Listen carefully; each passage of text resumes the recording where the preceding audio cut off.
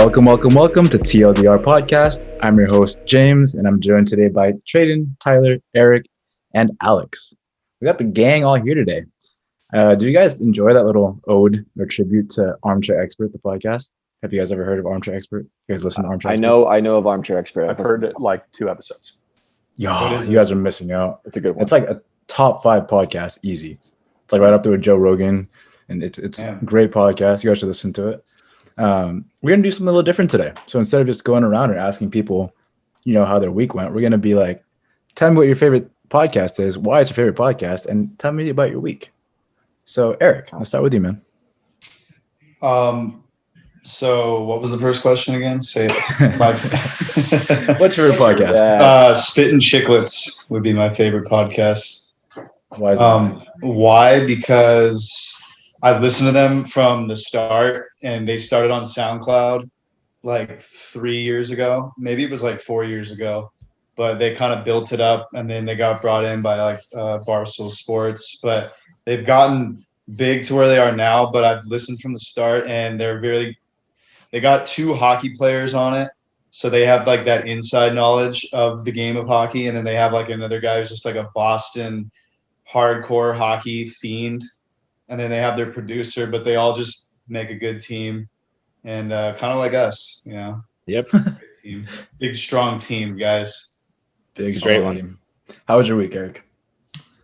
My week was good. It was just busy. We got 6 games left of the season, and we still can't beat the Denver Nuggets. So I don't really know what's going to happen, but my week was good and busy.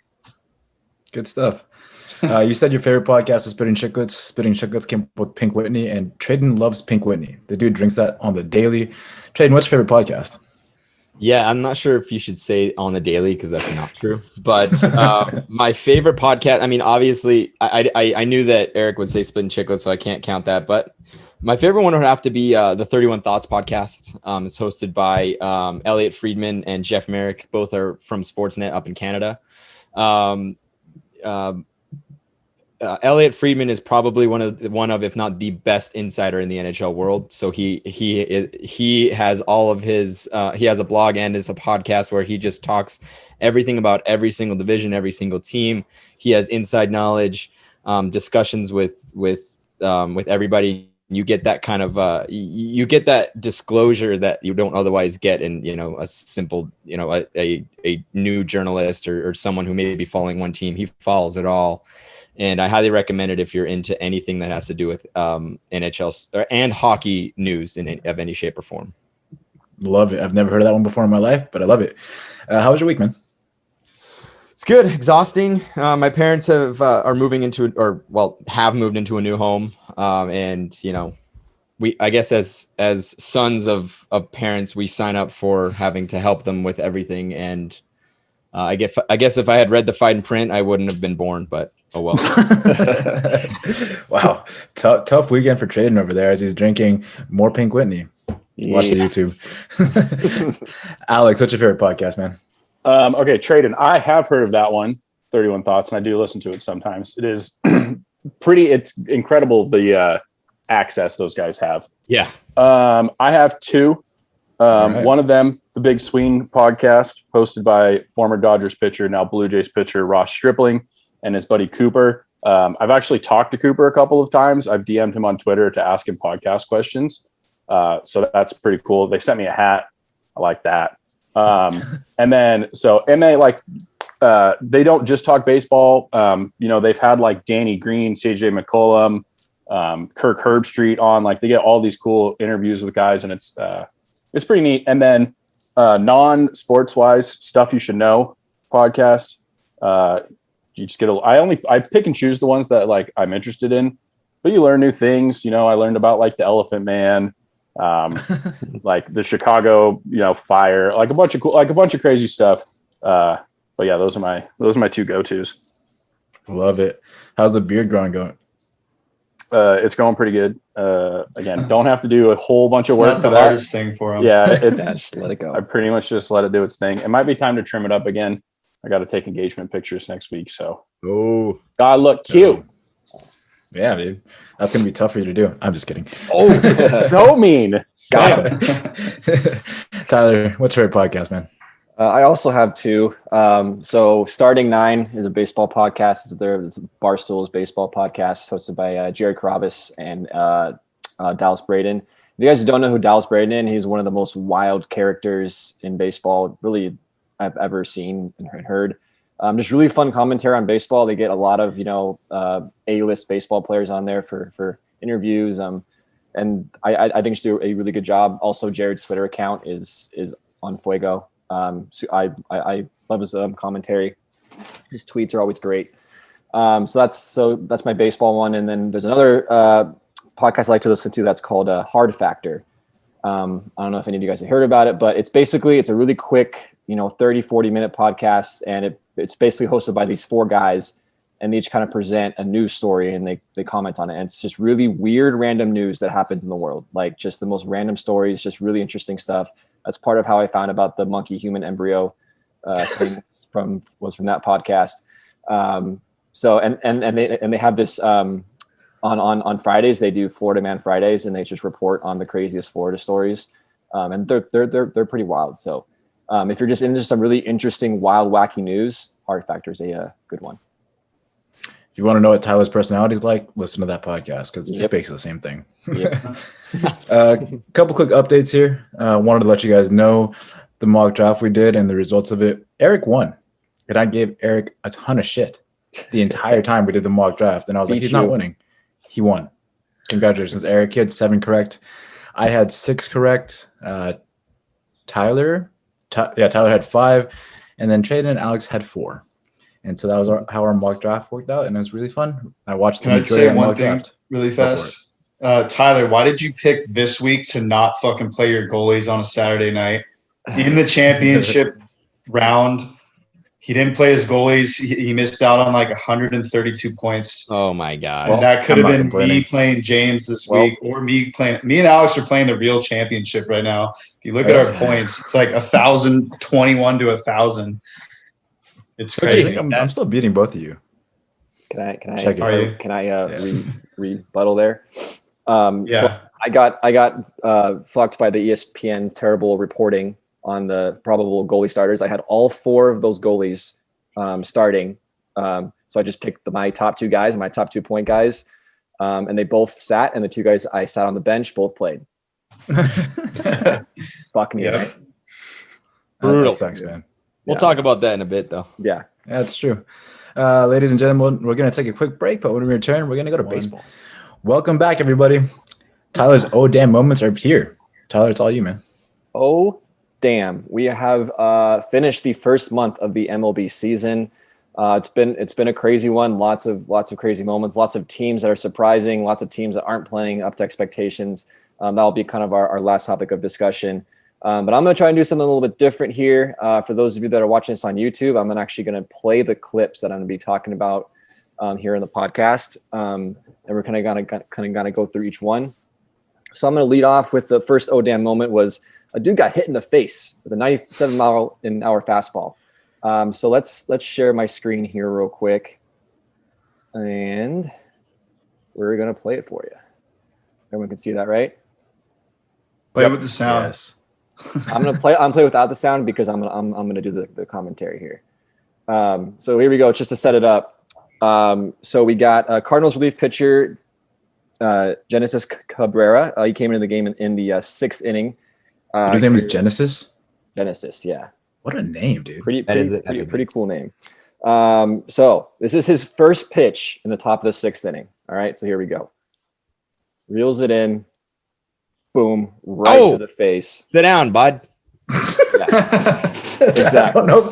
Is that the right time to say that? Probably nailed not. it. So Harper, obviously, It's Harper, yeah. took up. You got the cut there, right on the nose, right below the eye. Oh, you're How's he not dead? You're fine. He did take a CT scan. He ended up being fine, no concussion, just a really fucked up nose. So pretty lucky there. You've seen a lot of pitches or guys get hit in the face that are worse than that. Look at his hand, dude. Yeah. So I'm gonna pause it real here. So Harper gets hit in the face, pretty crazy. Obviously, he gets taken out. But then the next batter for the Phillies is Didi Gregorius, and this is the very next pitch by Cabrera. Boom! Right in the ribs. That does not did he feel just good. die? Oh, bro. Dude, So he seems of course pissed 'cause Cabrera he hit him twice. Yeah, so Cabrera is like shaking his hand, being like, "Ah, man, like obviously these aren't intentional, but when you two pitches, your first two pitches are one is right to the face, the other was is right to the ribs. The two of the Phillies' best two hitters, that's not going to sit well with the Phillies manager. So the Phillies manager Joe Girardi, well, first of all, before that, the umpire is going to come out and he's going to warn both benches, basically saying if anyone hits anyone else, like the next guy is going to get tossed. That's just kind of how the umpires handled it. And that's what, so there's the warning. And then Philly's manager comes up and he's obviously pissed off. Two of his guys got hit and he's saying, why aren't you tossing the pitcher? So he does that and he gets tossed out of the game. So see ya, Joe, he gets tossed. And spit at their feet. That'll help. Yep. Yeah. So his whole argument there obviously was that he thought Cabrera should have been tossed from the game after hitting two guys back-to-back pitches, just for player safety purposes and all that. So Eric, I assigned you this one. Do you agree or disagree with Joe Girardi's argument here? Disagree, because you watch the pitcher. He's like Tradon said, he's mad at himself. I really don't think he intentionally meant to do that. It's super unlucky to hit Harper in the face. I guess you could blame him more on the second pitch, hitting the guy in the ribs. He could have, been more cautious about it, but it's not like he was doing it like Joe Kelly was when he was fucking with the Astros last year. I don't think there was intentions behind it. Intentionally unintentional. Yeah, and so yeah, the Phillies manager's all pissed, but dude, then now he has the bases loaded with 0 outs, and who ended up winning that game? I believe the Phillies ended up winning that game. Okay, then he's fine. He's all good. I don't, it's fucking water under the bridge. Yeah. I mean, thankfully for the Phillies, both those guys were not seriously injured from those pitches. So that was very lucky because those were both pretty drilled in good spots. Alex, you know about shortstops getting drilled in the ribs and it absolutely fucking us. So could have been a lot worse. There's a story there? Yeah. So elaborate, please. I don't know. This was like what year was that, Alex? Like 2008, the Hanley one? Yeah, the Hanley one. It's like 2013, maybe. Oh, okay, a little bit later than that. So Dodgers were in the playoffs. It was kind of their start of their run, like early on. And Hanley Ramirez was the Dodgers shortstop at the time, who was on an absolute tear. He was hitting so well, and like the first pitch of the NLCS against the Cardinals. Funny enough, it's against the Cardinals. He got drilled in the ribs and was, pretty much I don't think he had a fractured rib, but it was a pretty badly bruised rib, and he just was not the same. And he just sucked the rest of the series. And I mean, there wasn't the only reason why we lost the series, but it definitely had a role. Also, the funniest part is Joe Kelly was pitching. There you go. God. It all comes around. Always goes back to Joe Kelly. All comes around. All comes around. Yeah. So what's interesting about this one is the new MLB rule with the 3-batter minimum. So obviously, if the umpire could have ejected the pitcher and he would have been out from the game, but from the Cardinals side, apparently the Cardinals manager wanted to take him out of the game, but he couldn't because of the 3-batter minimum. So we had to face another batter at least. Did he hit the other guy too?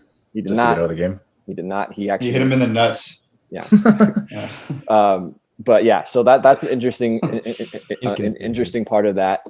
But yeah, I agree with you, Eric. I think there's just and as unfortunate as it was just a lack of control. There was no intent there, and I think if there's no intent, even if a pitcher's wild, he should be able to pitch to his ability until the manager decides, okay, that's enough. Like we need to pull him. He doesn't have command. Obviously, at that level, you shouldn't be hitting guys twice right in a row, but occasionally it happens. So that was just an interesting one that I thought. Obviously, glad both guys are okay from those hits, and hopefully Cabrera can learn to control his fastball a little bit better. All right, moving on to my second oh damn moment. This one's a little bit more of a fun one. So we got Anthony Rizzo, the Cubs first baseman, struck out one of his good buddies, an NL MVP, Freddie Freeman. So this was in a game. Hold on here 1 second. Let me do this.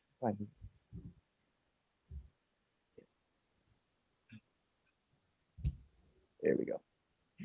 Okay. That bit. All right, there we go. So obviously this is a blowout by the Atlanta Braves. It's 10-0, seventh inning.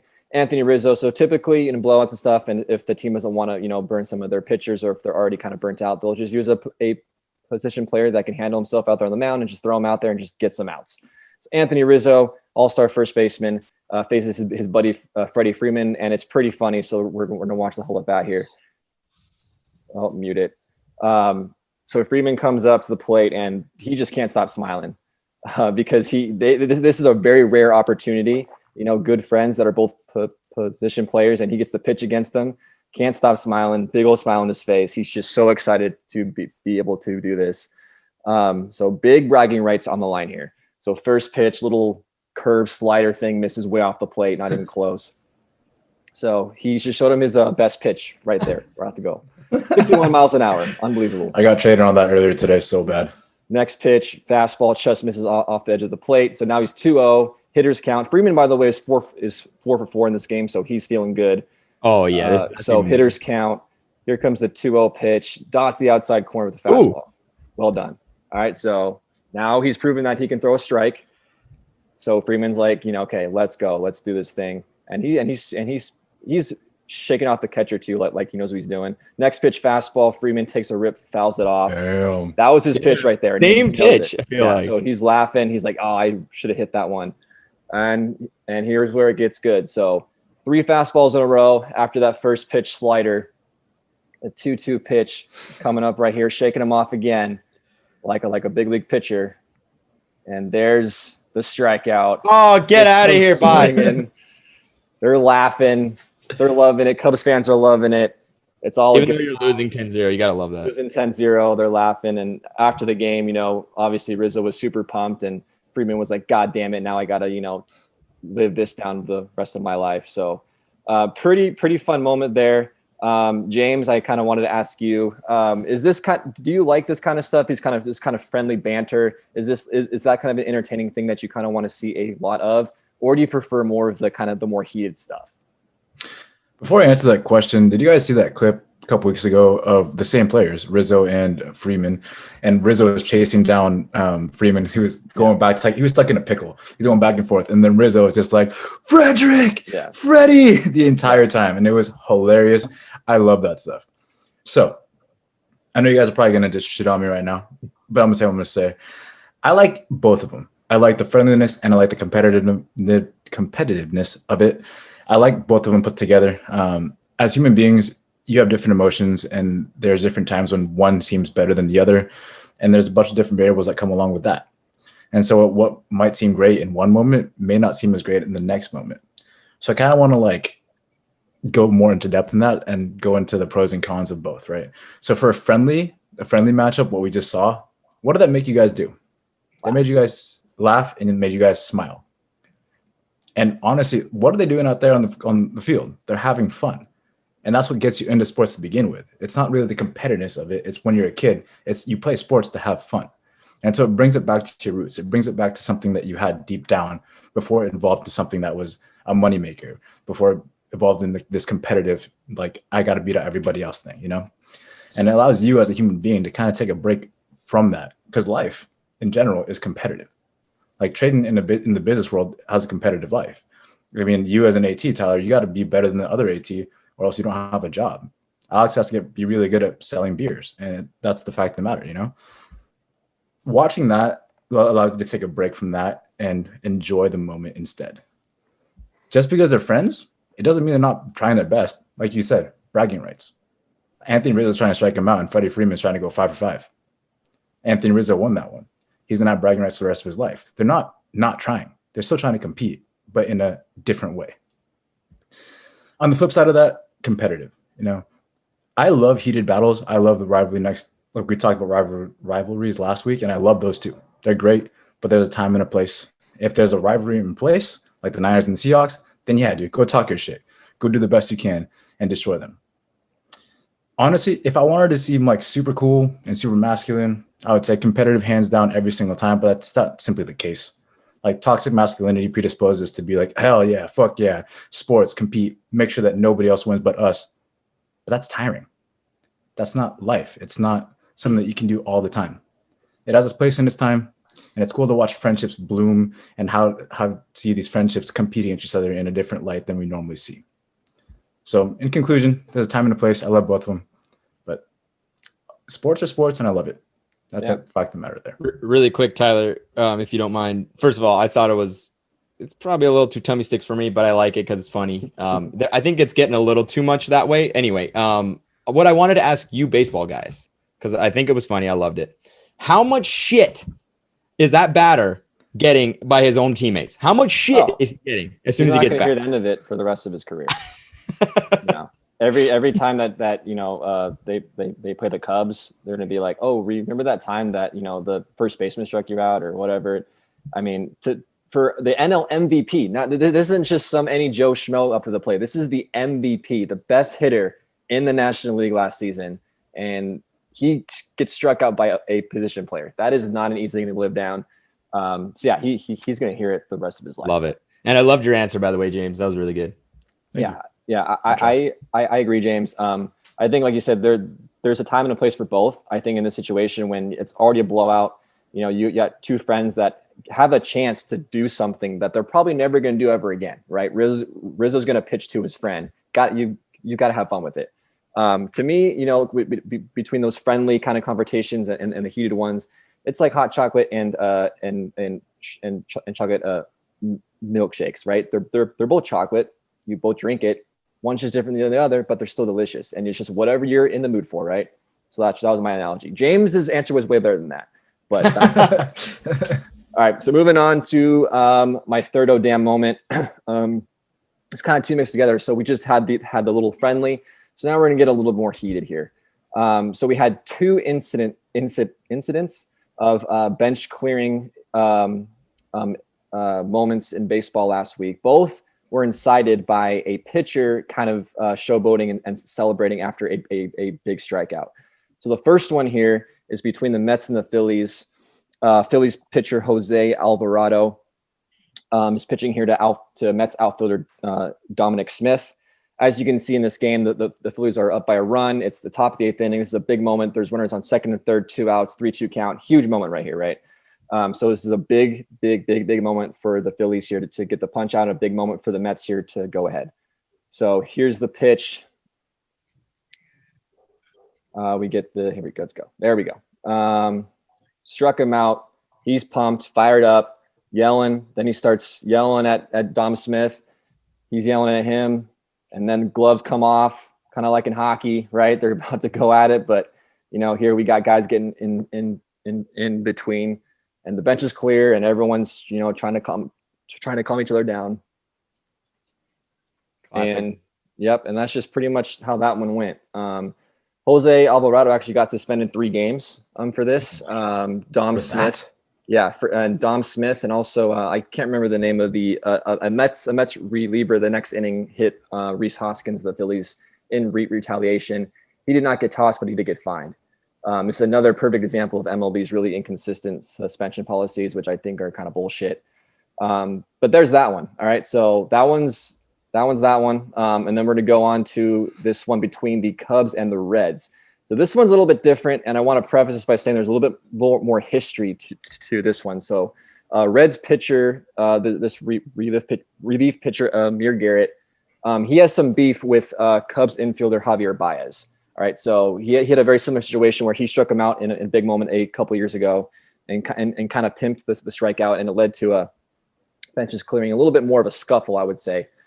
So that was a couple of years ago. So there's already some kind of history between Amir Garrett. Honestly, I think Amir Garrett has a lot of beef with a lot of people, but with Javier Baez specifically. So now here he's facing Anthony Rizzo. Welcome back to the conversation, Rizzo. And again, a really tight game. The Reds are down 3-2 here in the 8th inning. The 1-2 pitch coming up here. Oh, sound off. There you go. Slider right there. Good pitch. Strikes him out. Garrett's pumped. Chirping. You get a nice pitch there, and then he just keeps going at it. So first he's pounding his chest, saying that's what I'm talking about, and then he's yelling right at the Cubs dugout. Umpire's like, let's go, and then he just this eye roll. I love that one. He just rolls his eyes like, oh, okay, here we go. Now the benches start to clear. You know, Javier Baez is being held back from near Garrett, and they're trying to go after it. So kind of same thing. So just pitchers, you know, kind of pimping a strikeout there, and it leads to this kind of bench clearing incident. So far, there hasn't been any fines or suspensions from this one that I've heard of, but we'll see. That will probably change just based on MLB's whole history here lately. So that was that one. So a little bit different, but kind of two similar situations here. So Eric, I wanted to ask you about this one, Tradon. Sorry, I'm asking you about this one. This kind of brings up an interesting point. We're trying to bring more fun in the game, a little more flair. Guys that can show personality and have fun and kind of celebrate more without any kind of penalty, right? So it seems like baseball is starting to be okay with bat flips, right? So you hit a home run, bat flip. That seems to kind of starting to be a little bit more of the norm and more accepted. So now, in pitchers in this situation, right, should they be able to chirp and, you know, kind of scream and do what they want to do basically the same thing, but for a strikeout for against a hitter? Kind of what are your thoughts on that? Yeah. So I believe I'm the perfect person to be answering this question because you asked me a very similar question, but opposite back in, I don't know, like in the middle of summer on Tatis and his bat flip. And I have the same answer. Fucking showboat, baby. He struck out the motherfucker. Showboat. And here's the thing. Here's the thing I have with Baez in particular, because he's the one that kind of incited it. Rizzo walked off. He's like, okay, you know what? You talk shit. You struck me out, whatever. Dude, instead of yelling at the pitcher that just struck your boy out, why don't you tell your boy to hit a fucking ball? Huh? Like, what the fuck, dude? Like, this is baseball. You're supposed to hit the ball or pitch a batter out. If you can't do that, then get the fuck out of the game. Or just like that's the game, baby. I mean, I loved it. I think there's nothing wrong with what happened. I went on down a big rabbit hole today looking at all videos on pitching celebrations, batting celebrations, and I fucking love every single one. I love it all because they're showing emotion. They're you got to be pumped for those types of things, you know? And I get that there's some beef, and actually it's interesting because those years ago when Garrett did the same thing to Baez. And actually, it was Rizzo who backed, Baez, and so they kind of like, you know, switch positions there.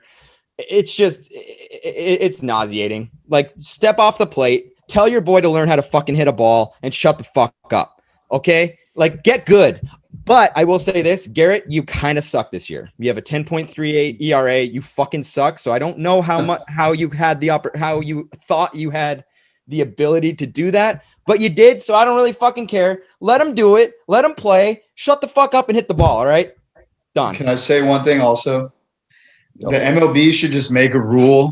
Like, if a pitcher does that, like, give them one, like, charge at each other, like a Braveheart drill, like a Oklahoma drill. Like, because there's too many, like, times a year, like, there was a bench clearing brawl. There was a bench, you know, benches were cleared. There were suspensions. And like you said, Tyler, like, but nothing happened. Like, it was just like they got close, they yelled at each other, and then guys get like pulled away. Like, just let the pitcher and like whoever he's yelling at or whoever the beef is, just like get one like charge at each other, and they collide, and then everybody jumps in and breaks it up. Eric, I love that idea. It's absolutely shameful that we had some suspensions on the first one. It's absolutely shameful. There was nothing wrong with what happened there.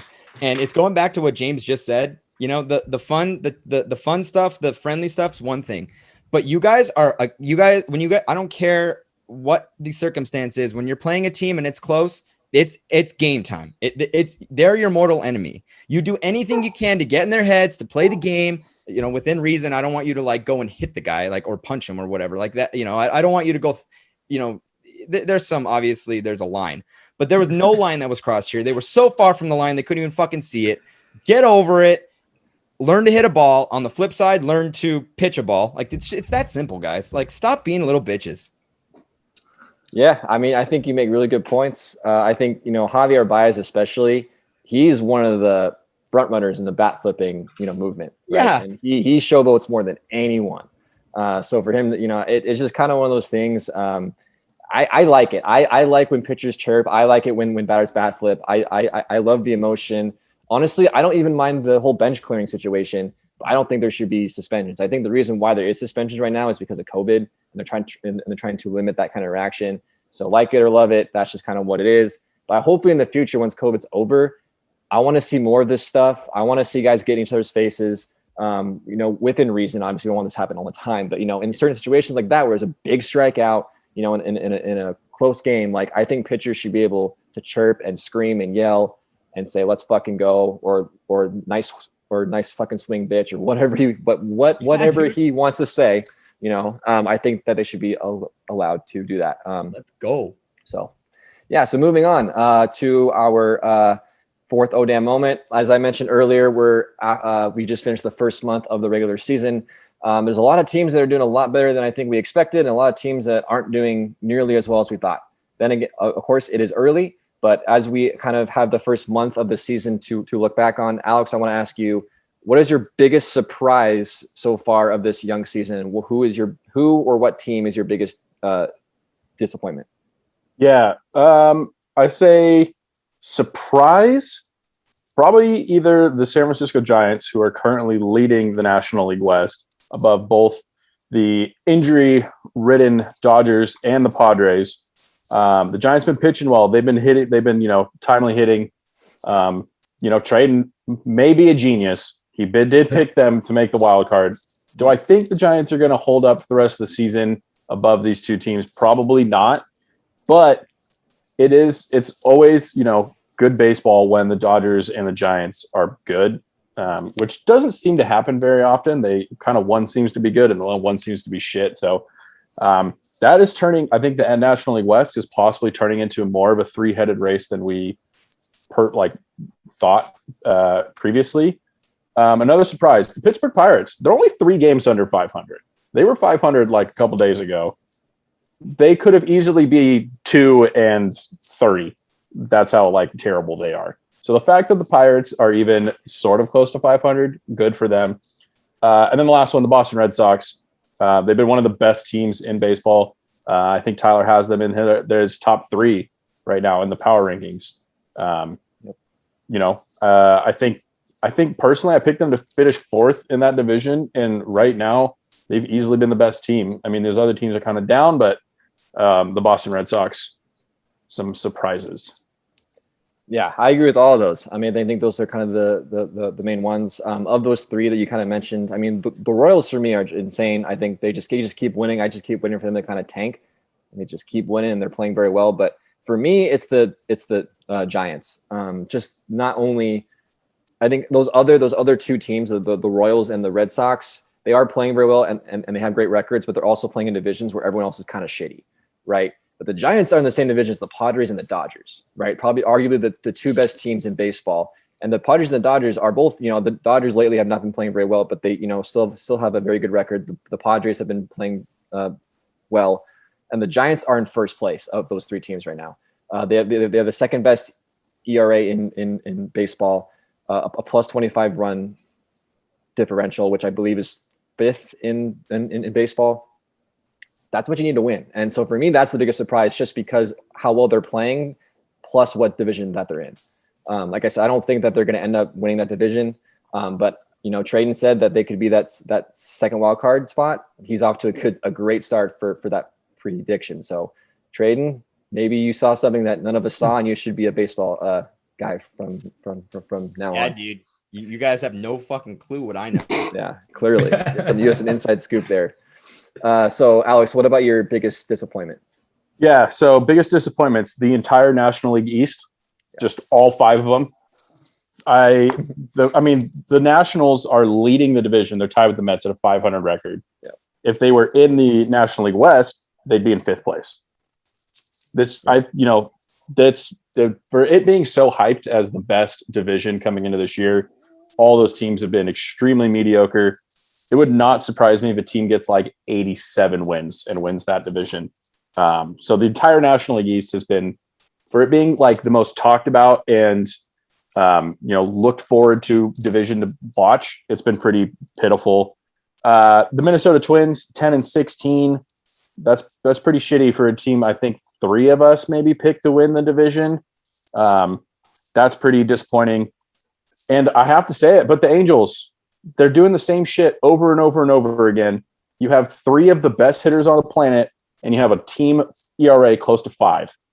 You are in a big market. How are you not getting better pitchers, Angels?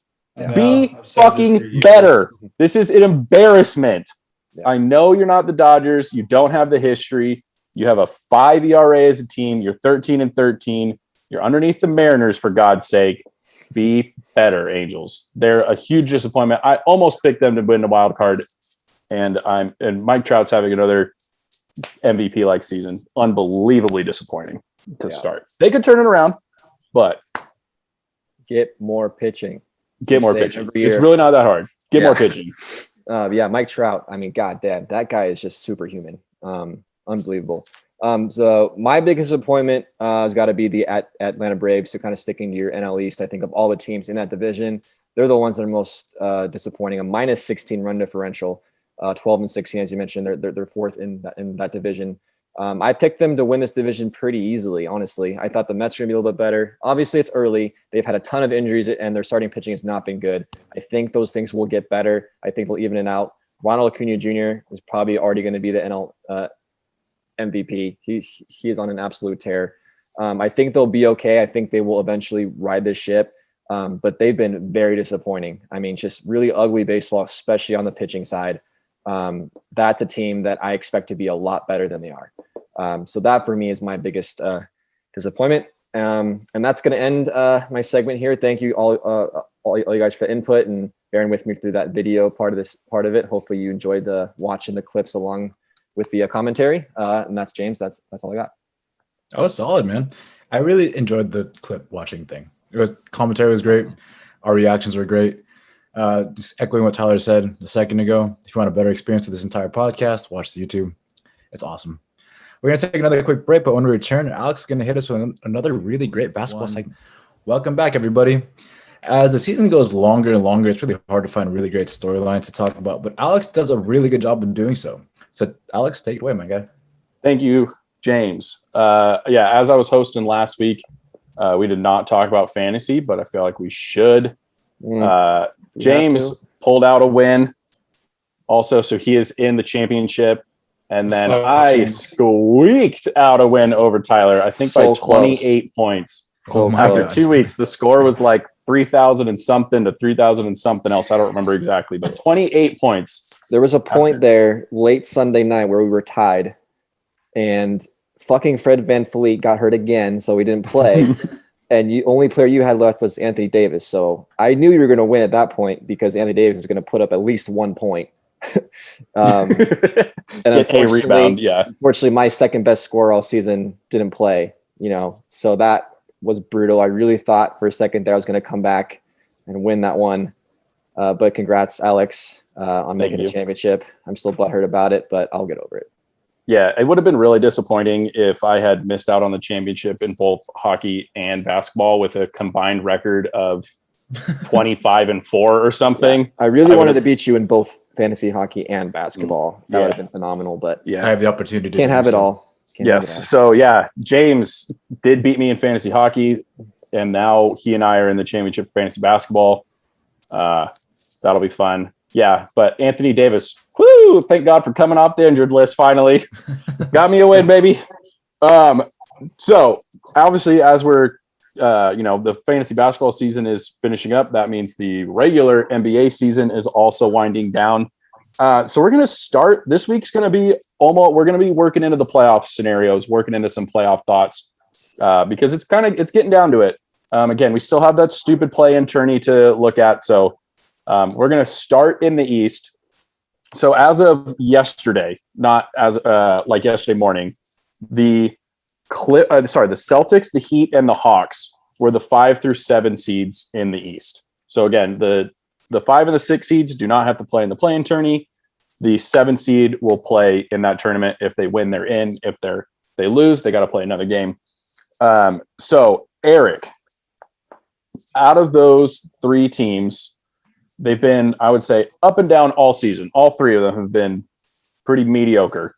How do you see this falling? How do you see these three teams falling? Or a shocker, some other team finishes in those spots? I see that the Celtics are going to be in that 7th spot, and they will be in the play-in game.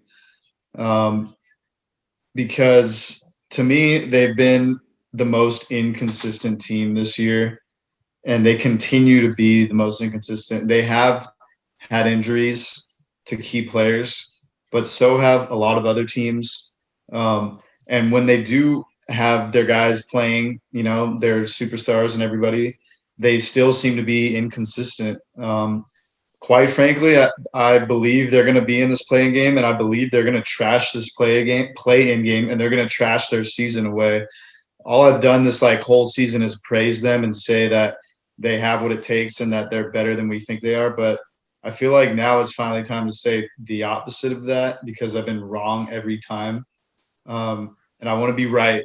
So this is what's going to happen. They're going to be in this play-in game. They're going to trash it to the Hornets, because they would play the 8th seed, or would they play? Yeah, 7, 8 play in the Hornets announcers are going to be going crazy that game. I can't wait to hear what they're going to be saying, because the Celtics are going to lose to the Hornets in this play-in game. This whole year they haven't had it really clicking, and I don't see them moving on from it. Yeah, I've kind of also been on that Celtics train. I mean, Jason Tatum is a superstar. He had some COVID issues. Jaylen Brown is a really good player. He's had some COVID issues. They, at the beginning of this season, I thought the Celtics would end up in the top 4 seeds. I thought that was pretty much a done deal. We shouldn't even be really talking about them that much. And yeah, they've been completely up and down. If anything, they're probably the most disappointing team in the NBA this season. I kind of agree with you. I think the Hawks are, with a new coach, they're getting healthy. They're playing much better basketball. The Heat have also been up and down, but they've had a ton of injuries. I just think they have enough veteran leadership on that Heat team, as well as a really good coach in Eric Spoelstra, that they'll finish in that top 6. It would be really fun to see the Celtics, the old, historic franchise against the upstart Hornets, who, no one was really talking about to start the season. And now, LaMelo and all those guys kind of brought some life into that team. So that would be a super fun 7-8 matchup. So I'm going to agree with you. I think the Celtics will falter. I don't have faith in them. They seem so up and down all season. So moving on, we're going to flip sides to the Western Conference now, a little bit higher up in the standing. So Eric mentioned it earlier, but the Nuggets and the Clippers are kind of fighting for that 3-4 seed. They're kind of percentage points apart right now. It seems like the Suns and the Jazz are going to finish 1-2, Nuggets and Clippers somewhere in that 3-4 range. As we currently sit, the kind of like in the East, the 5, 6, 7 seeds are all really tightly bunched up, but the 6 seed right now, and this is super, can change, is the Lakers. They're kind of getting healthy. They got AD back. LeBron came back for a couple of days. He's missed a game. Now Dennis Schroeder's out for what could be a couple of weeks with COVID protocol issues. But so James, which one of these teams between the Nuggets and the Clippers will finish as that 3 seed? And, just as we currently sit, the Lakers are sitting 6. So whoever finishes the 3 is going to play the 6 in the first round. Do you even want that? Do you really want to play the Lakers in the first round, even if they are a 6 seed? Go for it. The first part of that question, I want to answer it. I don't think the Lakers are going to be the 6 seed. I think the Lakers slip to 7 and end up playing that play-in round. Reason being, everything you just said. AD is coming back. He's not 100% healthy. LeBron comes out and saying he's never going to be 100% ever again. Sits out the fourth quarter of last game. He's going to miss some time, probably. And then Dennis Schroeder is out for at least 2 weeks, 10 to 14 days. There's no team chemistry on that team right now whatsoever. In basketball, you need a lot of team chemistry. You got to be able to know where people are going to be. Plays are based off of feel and reactions to what everybody else, the defense, is doing. And without team chemistry, you're not going to know where to throw the ball. design plays are elementary. That's when you do in middle school. Like you go here, you go here, you go here. In the NBA, it's based off what the defense gives you, and the plays are run off reactions. No team chemistry, no success. And that's what the Lakers are going to be right now. They're not doing well. They're not slipping out of the play-in seed, but they will be in the play-in portion of that. To answer the other part of your question, who's going to be the number 3 seed, who does not play the Lakers, they will be playing the Mavericks, who will be the number 6 seed. That's the Clippers. Eric's probably super happy. Reason being is the schedule that is coming up for both teams. The Nuggets have a harder schedule, big time, versus the Clippers. The Nuggets play 5 playoff-bound teams, and they play the Jazz and the Nets, 2 teams in which are going to be top in their division in the conference. And then the Clippers just play 3 playoff-bound teams, and they also play, like Houston and the Thunder. Those are bottom feeder teams. Right now, the Clippers are starting to get their groove on. Like, Kawhi's coming back for a decent amount of time. They're trying to – I don't think they're going to do rest days anymore. They're trying to get that team chemistry back, try to get everything moving, get them in game shape for playoffs. And with that health coming back and everybody coming back right now, I think the Clippers team is starting to roll. They're currently on a losing streak. That's a good thing because they're learning how to lose and they're learning what doesn't work for them. And with that, they're going to go into playoffs without the false sense of confidence that they can win every single game, knowing that if they don't try hard enough, they're going to lose, and that's going to help them later on. Okay, so if the Lakers fall into the 7 and Dallas is the 6, are you saying Portland's the 5? Or who's then the 5 seed? Dallas is going to be 5. Portland is going to be 6. Okay, Lakers are going to be 7. So it's going to be Clippers 3, Portland 6. And then the 4-5 matchup will be Denver, Dallas. Correct.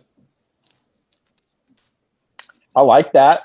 I don't because I don't want the Lakers to fall into the play-in tournament. It's going to happen, man. I think it probably will. They do have no chemistry right now, and their upcoming schedule is pretty brutal. Y'all want to hear a conspiracy theory real fast, though? Sure. Okay, so I saw this on TikTok because I was on TikTok for a long time the other night. But the NBA wants to make money. The NBA makes money based off of play-in games, and the more playoff games that they have, the more revenue they have. So they're trying to make the play-in game a thing. And what better way to kind of make a play-in game permanent is by having a lot of people watch it. And there's a lot of people are going to watch the Lakers play. That's brutal. Even if you don't really watch basketball when the Lakers are on, you know what's going on. Like LeBron plays in that team. AD plays in that team. People are going to watch the play-in game if the Lakers make that play-in game. And the more viewers they have, the more chances it becomes permanent. So conspiracy theory, I think Adam Silver is trying to get the Lakers to play in that play-in game to make it more permanent. Sounds like James is eliciting the R word. # rigged. No. I was like, what is the R word, dude? What R word? Is that what you're saying is rigged? Yeah, dude. Eric said it himself last year, man. Basketball is not real. Basketball is just made up, guys. Fake. It's all fantasy. As soon as the Clippers lost, yeah, dude, basketball, that people pulling the strings is fine. Never watching basketball again until next year. Yeah, exactly. So I think Dallas will be the 5. And looking at the schedule, looking at the standings, the other 3 teams in the play-ins they're 3 games out with 2 weeks to play. They're probably not making that up. So it's going to be, Dallas, Lakers, Portland as those 5. That's somewhere in that 5 through 7. I just don't trust either the Lakers or Portland right now. The Trailblazers can't play defense. They're terrible at defense. All you have to do is double Dame and they can't score enough. So if the Lakers can be at least a little bit healthy, I think they have a shot at staying in that 6 seed, but they'll do it by playing under 500 basketball somehow. I like your conspiracy theory because you're right. This is the first season of this stupid play-in tournament. It seems like all the players really fucking hate it. So it will be interesting, especially, if LeBron, the most important and the biggest face in the sport, is in that tournament, how it goes, especially if he loses somehow and doesn't make it out, which is very possible. They could lose 2 games, even if they're a 7 seed, very easily. It wouldn't, I mean, they lost the Kings the other night with LeBron and AD. So Yeah, that is very true. So it's 2 And they games. lost- It's a 2-game series. No, Or it's wait, if I you're mean, the the 3 Best game? out of 3. Best Yeah, out of 3. It basically, You win one, we win one, and then we'll let the NBA decide. if you're 7-8, you play, and if you win, you're 7. Got it. If you lose, you play 9 or 10. yeah, the 40. winner of that game. So yeah, if you're 9 or 10, if you're like, so right now What? the Golden State Warriors and the Spurs are 9 and 10 respectively. Let's say the Warriors win, the Spurs are out, and then right now Portland and Memphis are the 7-8.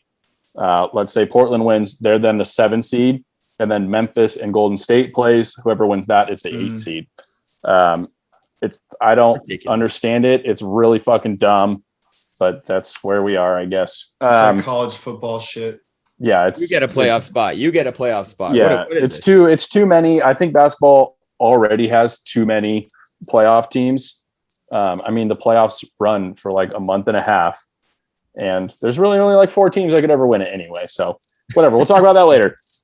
Okay, we're gonna stay in the West, and these are gonna be back-to-back kind of identical questions. But in the West right now, I kind of mentioned it already earlier. Utah and Phoenix they're tied. They're both 46 and 18. Phoenix is at least on the NBA standings board in first. They probably hold the tiebreaker over the Utah Jazz. These are both young teams, other than Chris Paul, who hasn't been up in this part of the standings in a really long time for either one of these franchises. So, Tyler, which one ends up as the 1 seed, and which one of them needs it more? Because whoever gets the 1 seed, assuming they win out, has home court advantage throughout the playoffs. And we're not playing in a bubble this year. You're playing at your own home court. Most places, I believe all of them now, have at least some fans. So Utah, Phoenix, who's number 1 and who needs it more? So the first part question, who gets it? So as you mentioned, the Suns do own the tiebreaker. They won all 3 matchups against the Jazz this season. So if they do end up tied, the Suns will be the 1 seed. The Suns are also 23-9 against teams above 500. That is the best record in the NBA against teams against 500. So the Suns are playing very well against very good teams. So looking at the remaining schedule here, they both have 8 games left. The biggest kind of standout is the difference between home games of the two. So the Jazz have 5 of their 8 games left are at home. The Suns only have 2 of their final 8 games at home. So looking at their home win records, the Jazz have the best record in the NBA at home. The Suns have the best record in the NBA on the road. So this is legit a coin flip. I don't know who's going to end up getting the 1 seed. So I brought a coin with me, and we're going to Man, going to win. So There's an app for that, just so you know. well, I'm going to do actual coin because that's more, it's just more authentic. So heads is going to be the Suns because they're ahead in the Western Conference right now. I hate that. And then tails, Hate that. and then tails is going to be the Utah Jazz. All right, ready? Here we go. Flip. All right, heads. So the Phoenix Suns are their Western Conference champions. Jesus Christ. Right? You give your So flip there a you 4 go. out of 10. That was a shit Figure it flip, out. dude. So who needs it more? I would say probably the Jazz need it more because I mentioned the best home record in basketball. The Suns have the best road record. So based off of those statistics, I think the Jazz having home court advantage, having that secured, playing in their home arena. I'm pretty sure, I don't know what Utah's attendance is, but it's probably higher than a lot of places. So they've always had really great fans, a really tough home crowd. So I think the Jazz probably need it more. But as the coin decided, the Suns will get the 1st seed. Okay, so as the coin decided, I kind of like that. I hate how you determined which team was which thing, but I like the coin flip because I thought it was fun. I'm gonna go with the Utah Jazz. I think they also need it more. They've been the better team all year, except for apparently when they play the Suns. And I think the Utah Jazz, just like what you said, they've got some raucous fans. It's been a long time since the Jazz have been this good. So, I mean, same for the Suns, but I think the Jazz need it more. I think it's going to be really close, though. I think they're going to be within at least 2 games of each other. It does seem like the Jazz are kind of starting to falter, and the Suns are really starting to play well. That would be a really fun Western Conference Finals matchup, though. We'll see if the coin is right or if Tyler's an idiot. Yeah. Tradon, same question, but Eastern Conference. So right now, the 76ers are a half game up on the Brooklyn Nets. Same question. Who's going to end up in first, and who needs home court throughout the playoffs? All right. The real basketball guy is here, baby. Here we go. All right, here we go. Here we go. The 76ers are going to win the East. Quite simply because of the schedule. The Nets have 3 above 500 teams that they have to face. One of them being the Bucks tomorrow. They're playing the Nuggets and they're playing the Spurs, who the Spurs are playing for their lives at this point. I mean, that's pretty sure. It's pretty clear that they're pretty sure they're going to get in, and that 10th spot, which is a fake playoff spot as far as I'm concerned. But they're still a team that obviously is there. I mean, that's the truth. They play the Bulls twice and the Cavaliers once, and so they have, compared to the 76ers, who only have to play one team that is a 500 or above 500, and that's the Heat. They play the Pistons, who are not even above 30%. They play the Magic, who are barely over 30%. They play the Rockets, who we all know. I don't even need to say anything there.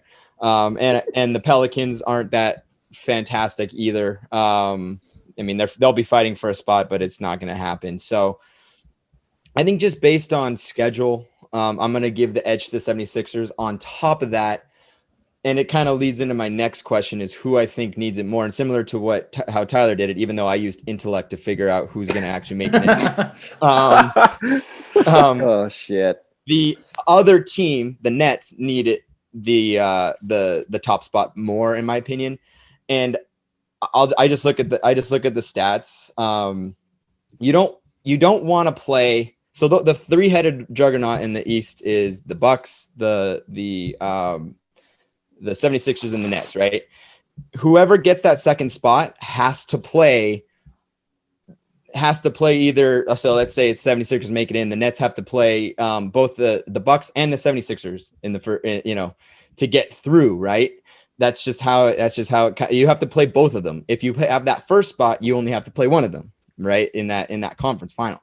So you don't want to have to play two intense, hard-fought battles if you can help it. And I give the edge offensively to the Nets, but I don't like their defense. I mean, their defense is okay, but it's not fantastic. They're ranked 26th. So that's not very great. While the 76ers have a second ranked defense. Yes, it is true that the offense on the 76ers is about average, maybe a little, like it's about average. I think it's 13th rank, but they do have a second ranked defense. And in my opinion, in the playoffs, defense is going to help you, stay in games, stay in series. And even, you're going to be playing those teams that can score. I mean, I know that, that's top spot's going to be played against teams like those weak teams. I don't know, whoever you want to throw in there after the play in, but they obviously don't have the offensive abilities. And if you can limit the amount of games you have to play in that first round, it helps you down the stretch. So first of all, I like the 76ers making that first spot, but I think the Nets need it more just based on, I don't think that they have the defense to handle a, long series against two juggernaut teams. If you can help it, you really want to play one juggernaut team, not two. And I just think that the Nets would not make it through to the finals if they end up in the second spot. Tradon, for not being a basketball guy, that was a really smart answer. I liked everything you just said. I've been talking about how poor the Nets defense is for months. It feels like at this point, yeah, they can score in crazy bunches, but eventually you're going to have to play 6-7 games against Giannis Antetokounmpo or, Joel Embiid and Ben Simmons and Tobias Harris and the 76ers. So I think I agree with you. I think the Sixers are going to get it. They have a much easier schedule. Their defense, they're going to probably finish with two guys in the top 3 or 4 of the Defensive Player of the Year award. And yeah, you're totally right. Whoever gets that 1 seed, assuming things fall into place. Right. We thought that's how they were going to work out last year, and they didn't. But assuming, you're going to have to play 2 of those teams, You really don't want to do that. You don't want to play the Knicks either, depending on where they fall. They are a very good defensive team as well. So I like what you said. I'm going to agree with you. I think Philly will take the 1 seed, and I think they want it more. They're both of those teams have a lot of guys who have played like a lot of playoffs games, but KD, Kyrie, even James Harden, they've played more playoff games. They've been in crazy, KD has 2 championships. Kyrie's got 1. So I think Philly wants that 1 seed. I think, Philadelphia fans they're fucking wild. Like that's just who Philadelphia is. So if you're the Sixers, you want that 1 seed. To finish it off, we have been really mean to Tyler in the last little bit. Yes. I do believe a couple months ago, we were talking about this and he said the Washington Wizards could make the playoffs. They're currently the 10 seed. I just want to give Tyler a little bit of love because when he said that, we told him he was a fucking moron. And here they are. James said that. Yeah, James. I was trying to leave you out of it. But actually, James has been a dick to me today too. So I'm a dick to everybody all the time. Tyler, I don't know if the Wizards are gonna. They probably will. They're 3 games up on the Raptors. They could do it. Let me flip a coin real fast. So, but I just wanted to give that as a little shout out. Chance. Because apparently Bradley Beal can carry this team all the way. Even though Brody's been killing it lately. Okay, James, that's all I got for basketball this week. We're getting down to it. So the playoffs are kind of coming into picture. It kind of looks like in both leagues, the 10 teams we've got are the 10 teams we're going to get. Just all going to come down to seeding. But yeah, James, I'm done. It'll be really fun to watch and see how that unfolds. A lot of good information, Alex, but I think the biggest thing we learned is that Tyler likes to flip coins and make big life decisions. Oh, yeah. So take with that as you will. When we return, we're going to come back with some hockey. Tradon, let's do that hockey. Yes, sir. So I'm going to start with playoffs for the fantasy, for those who are still in it. Tyler, James, you guys are on last week of fantasy hockey. And Tyler, you are behind. It is 1,205 to 969 through week 1. I know you had some issues with Saturday. I mean, what happened, man?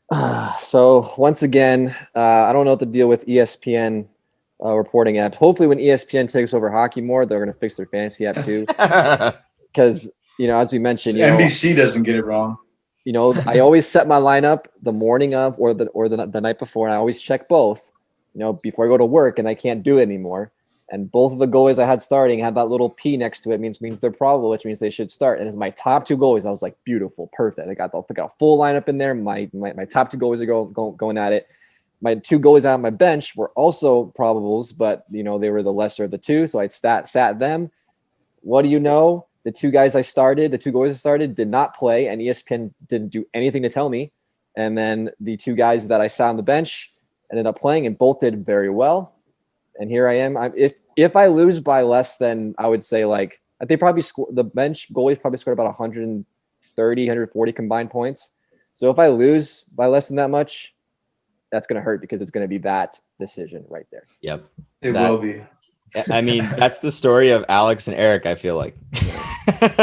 That is exactly why they were out. It's going to be fun last week. So, good luck to both of you guys. ESPN, figure your shit out. Thank you. ESPN, get your shit out. Before we get into it, I'm very sorry. I really try and keep my bias and love for the Oilers and Connor McDavid out of the podcast as much as I can, but I have to give it to this guy. Guys, before today, he had 87 points, 13 away from 100 with 14 games left. He has to go 2 points a game to make it, and he got his 2 points already. So he's on pace. I just want to say some crazy stat that I didn't even think was a stat. Max Domi has the most penalty minutes in the league at 73. Connor McDavid has more points than the top guy has penalty minutes. Does anybody know how many times that's happened in the NHL? Zero. The first. That has never, ever happened. And it's good. I mean, unless Max Domi gets in 4 fights over the next, few games here, he's going to do it, which is it's insane. That's an incredible stat. He is having, I mean, if he's not the MVP, I don't know what I'll do. And I'm sorry, I'm trying to keep the bias out, but it's kind of ridiculous. But we're moving on to the nitty gritty, the fun stuff. Sorry, I had to pump some tires there. Look, guys, the playoffs are pretty much set. Very similar to what Alex said on NBA. Playoffs are kind of set. I mean, there's mathematical possibilities, but it's kind of becoming clear who's going in. We might see some seeding change, but I kind of like where the matchups are to an extent. So I asked Alex, based on the matchups today, if the playoffs were to start today, what matchups kind of pique your interest, and which ones would you tune in for? Because the Kings probably won't be making it. Yeah, the Kings probably will not be making it. They have fallen pretty far. But I have two, at least in the first round, as we sit right now. There's one in the second round I'll mention, assuming that that's how it goes. So first, in your Scotia North trade-in, if things fall the way they do, I'm looking like it's looking like Edmonton is going to play Winnipeg. I think possible Vezina winner Connor Hellebuyck against McDavid and Draisaitl would be so much fun in a playoff series. I mean, Connor Hellebuyck is probably top 2, top 3 goalie in the league right now. Obviously, Connor McDavid is the best player in hockey. Leon Draisaitl, top 5. Can Edmonton finally get something going in the playoffs? I really didn't want to say this because I don't want you to rip your pants open with the boner, but the McDavid Draisaitl versus Hellebuyck is just too enticing not to watch. It's going to be fantastic. So that's one. And then somehow the Discover Central, Tampa Bay is a 3 seed right now. So the Battle of Florida. Oh yeah. Tampa coming off a Stanley Cup win. The Florida Panthers, having a really unbelievable season. The Battle of Florida, not exactly known for its hockey, will be extremely enticing, especially if I haven't seen anything about it. So Tradon, if I'm saying something stupid, let me know. But at the beginning of the season, there was this whole thing about Kucherov and how he's going to miss the season, but he'd be back for the playoffs because they don't have the cap for him. I don't know if he's still on track, but I haven't heard anything. But if he does get back on track somehow and Kucherov comes back, I'll be tuned into that Tampa, Florida one. Also, got to see if your boy Bobrovsky can carry this Florida team, who you shit on for 6 months now. So those are the two. And then moving on to this is just what I hope happens is Vegas and Colorado meet up in the second round. I mean, we talked about it last week. They're, probably the 2 best teams in hockey right now. If not, they're both top 5. That will be an epic matchup.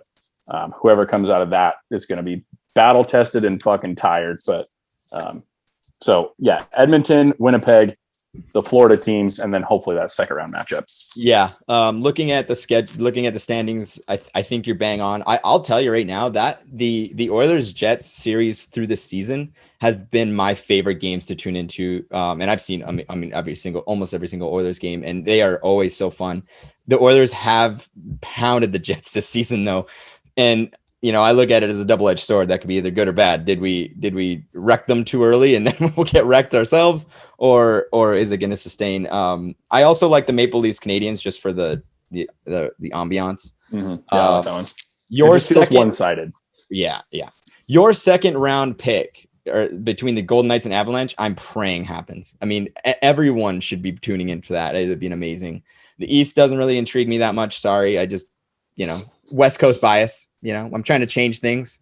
Everyone loves the East, not me. The Battle of Florida. Yes, I absolutely love that. The fact that both teams are good. Both teams are actually playing pretty well. Panthers are 8-2-0 and Lightning are 7-2-1. Both have had the series between the two have been very hard fought. I love it. Bobrovsky, I still question him. But Chris Drager, the other goaltender, has been fantastic, and I wonder what they're going to have to do in the expansion draft. And we're going to definitely have a expansion draft podcast. I don't know if I'll do the same thing as James did, where we'll go through all the teams and see. I don't know how I want to do it, but I definitely want to go into that, but I think you're bang on, Alex. I hope that we have that. I hope that we get to have that, those matchups, and they live up to the hype, because if they don't, it always kind of sucks. But yeah, I'm with you on that. Moving on to an award. So I did an award segment, a while back, but the one that I kind of left out was a Jack Adams, which goes to the best coach of the season. James, I'm going to keep this simple. Who do you think is in the top running for the Jack Adams, and who would you pick as that for the award? I actually have two that I have like kind of vying for right now, and that's Jared Bednar and Barry Trotz. So I'm going to kind of give my reasonings behind both, and then I'm going to see what you guys think, and then I'll tell you what I think. First, Jared Bednar of the Colorado Avalanche. The dude's really good. He's leading a team that's a favorite to win the Stanley Cup, one of the few favorites to win the Stanley Cup. He took over the team in 2016 after multiple losing seasons and not making playoffs, and he's kind of built this team to what it is today. A little fun fact, some stat that you guys may not know, is that McKinnon was there before Bednar came over, but as soon as Bednar got there, McKinnon went from 50 points a season to 90-plus points a season, and has been 90-plus points every single season that Bednar has been at the helm. He's coached the team through the loss of McKinnon for a couple games and had McKinnon not be 100%, but he still managed to win a ton of games. They're a top team right now. And he's leading a team with one of the best records in the NHL right now. And then for Barry Trotz, the New York Islanders, his style of play that he uses is unique. It's something that not many people do, and it's boring. And to have his players buy into that system, into that culture, and continue playing day in and day out with the best of their ability without really having fun is incredible to me. And the fact that he does that year in and year out without fail and coaches a winning team is a big reason why I think he should also be a favorite for this award. Tyler, out of those two, who do you think is going to win it? I like the Colorado pick, pretty much for the reasons you mentioned. I think this team has been kind of up and down in the conversation a lot in recent years for being top contenders, but this is, I think, the first season they've really taken that step forward and being, probably the best team in hockey. And you got to give the coach a lot of credit for that. Okay. Alex. I'm going to go Trotz, actually. I feel like coaches that win coach of the year, it's not the guys that are supposed to be there. So like the Colorado is a top team. So I think Trotz has led his team in a tougher division to a playoff spot. So I'm going to go Trotz. I like that. Eric. I'm actually going to go with Trotz as well. You look at them, a big reason for their success, their whole system, everything has been built and revamped because of him. So I think you got to give it to Trotz. And they're not a team that has all these, big superstars you hear about besides Barzell. So go with Trotz. I want Jared Bednar. I think he's going to win it. I really like him as a coach. Tradon, is there anything that I missed or anything you want to kind of expand on? Yeah. I have neither of those guys. Oh, interesting. I think you're totally right in your points. I think that those guys are definitely at the top of the list. Like they'd probably be in my top 5 for the points that you just made. I'll say though that, I think that the way the Avalanche are built, it's kind of like the Lightning of last year. Like anybody could make a good team out of those guys. Like those guys just kind of almost to the point where they can almost coach themselves because they're just gelling. They're doing it right. They're stacked. But I agree with you. I do like Jared Bednar and I like Barry Trotz a lot. I like those picks. But I'm gonna tip my hat to Joe Quenneville, Florida Panthers. Who thought that Florida Panthers would be ahead of the Lightning this year? Not me. Here, the Panthers missed the playoffs last year. So that's a huge step up. And Colorado made the playoffs last year. Islanders made the playoffs last year.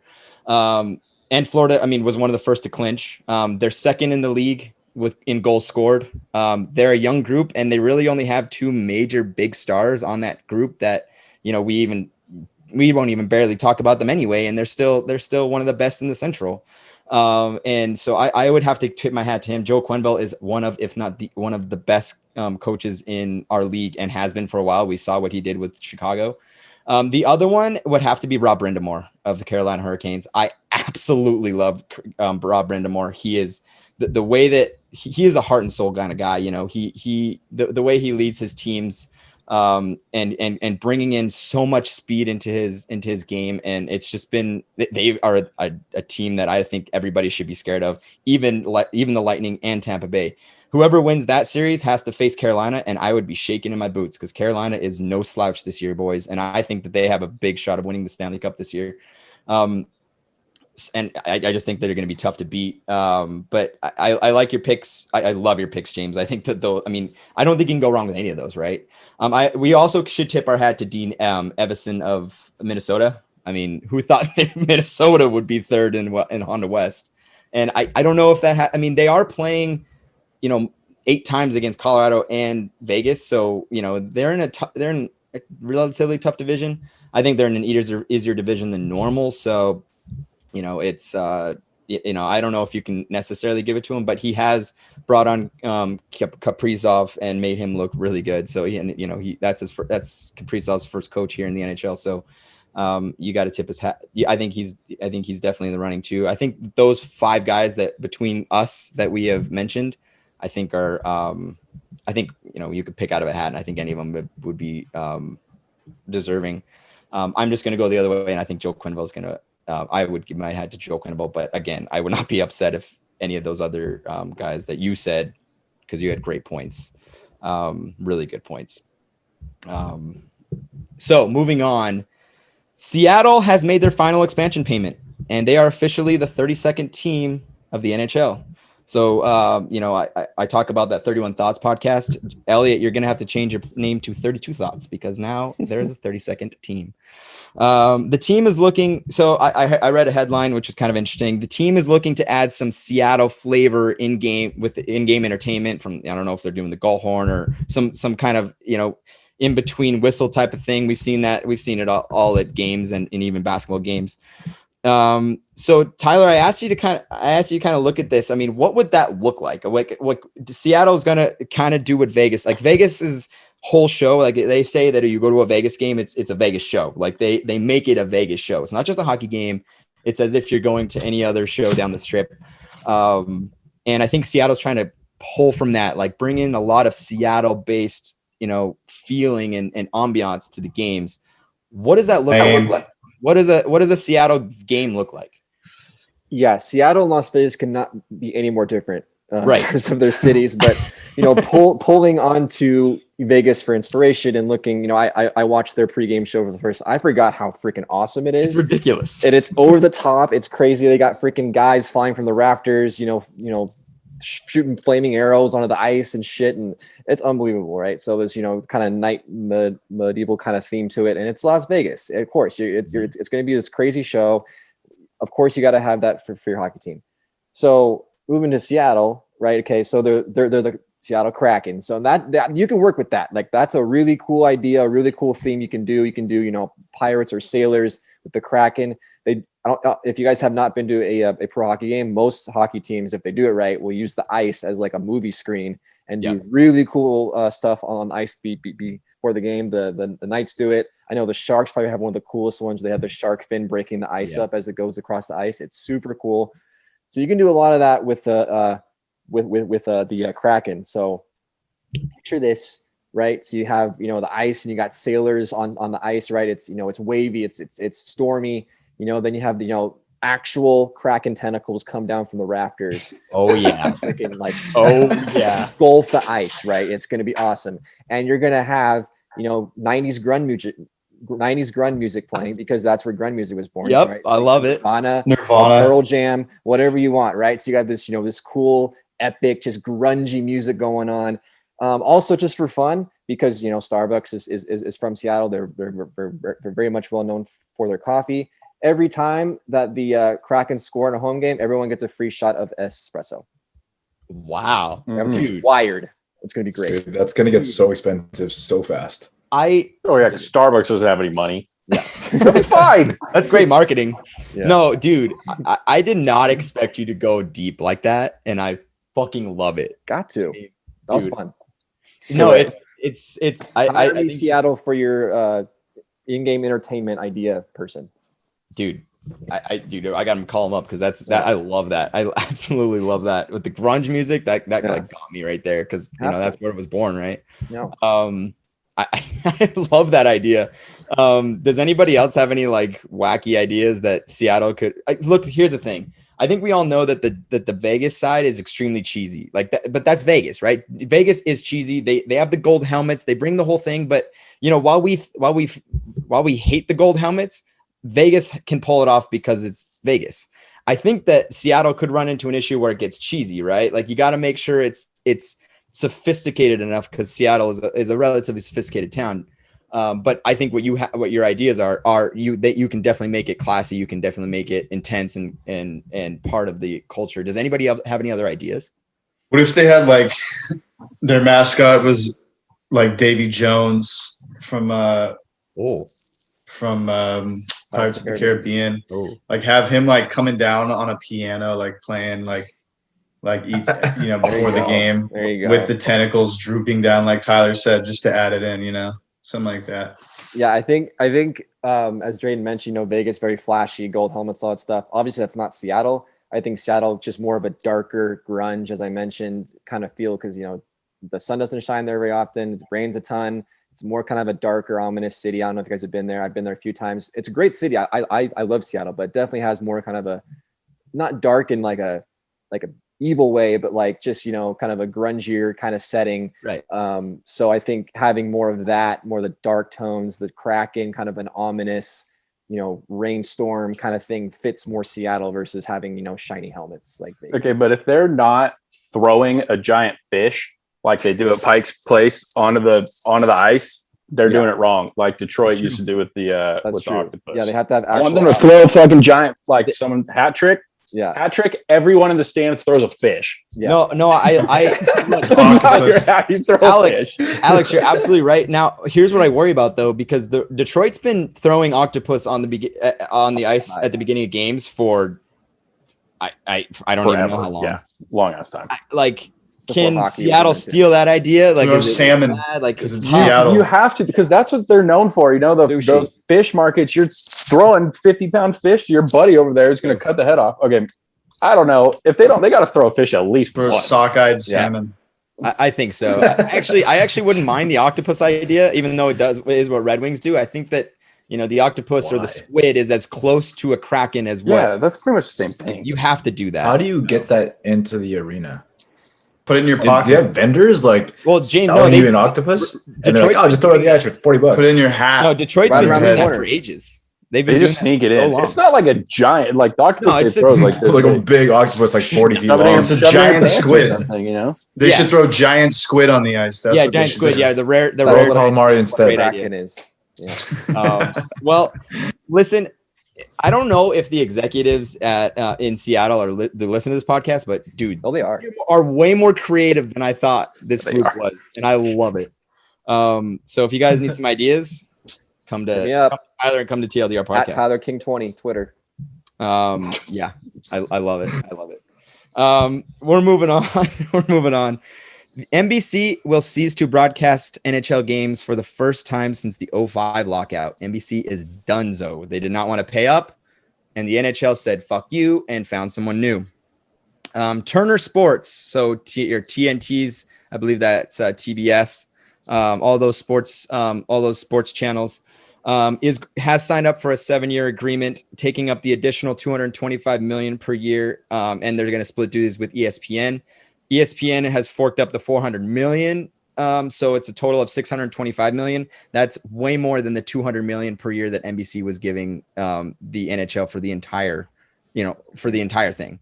So the NHL has won big.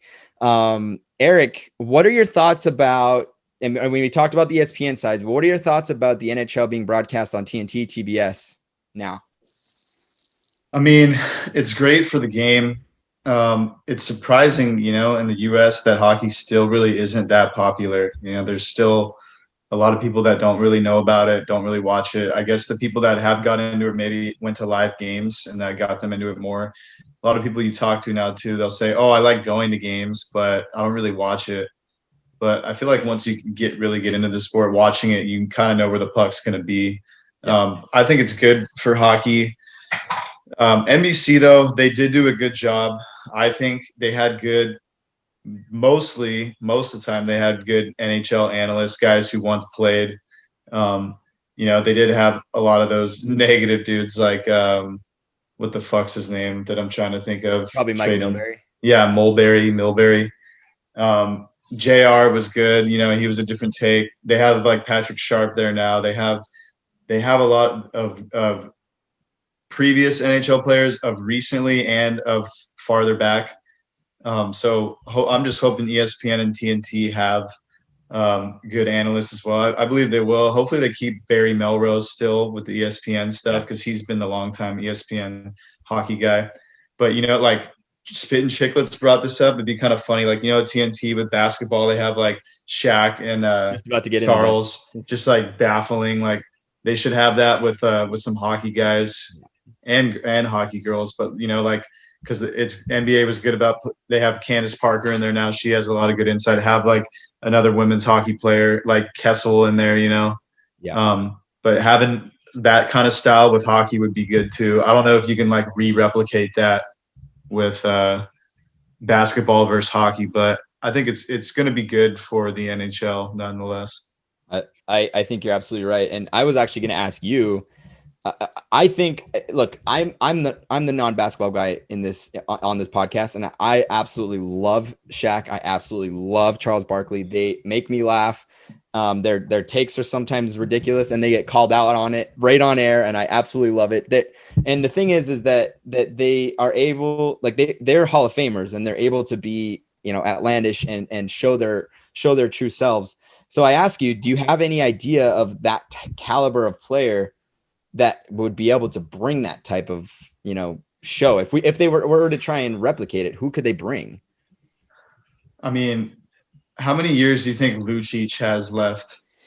Not very many. Not very much, but he could be a guy maybe you potentially bring in. I've heard like off the ice, he's a funny guy, but I feel like people either love or hate him. Someone even Spit and Chicklets brought up, it'd be funny, like Bissonnette, even though he wasn't in the NHL that long, he's not like a superstar player, but he's a great like hockey personality, or even getting like him and Whitney on like sub appearances, would be good. But it's hard to tell because I feel like getting Phil Kessel might be good, even though he seems to be really quiet, but everyone says he's hilarious. You can get Reeves on there eventually, you can get like guys with good personalities. It's hard. A lot of times NHL keeps it kind of under wraps compared to the NBA. So it's hard to tell. I agree with you. I think it's tough because I'm not saying that Shaq or Barkley is the Wayne Gretzky of the NBA, right? But those two are both Hall of Famers, and I can't think of one Hall of Famer that has the personality that those two bring.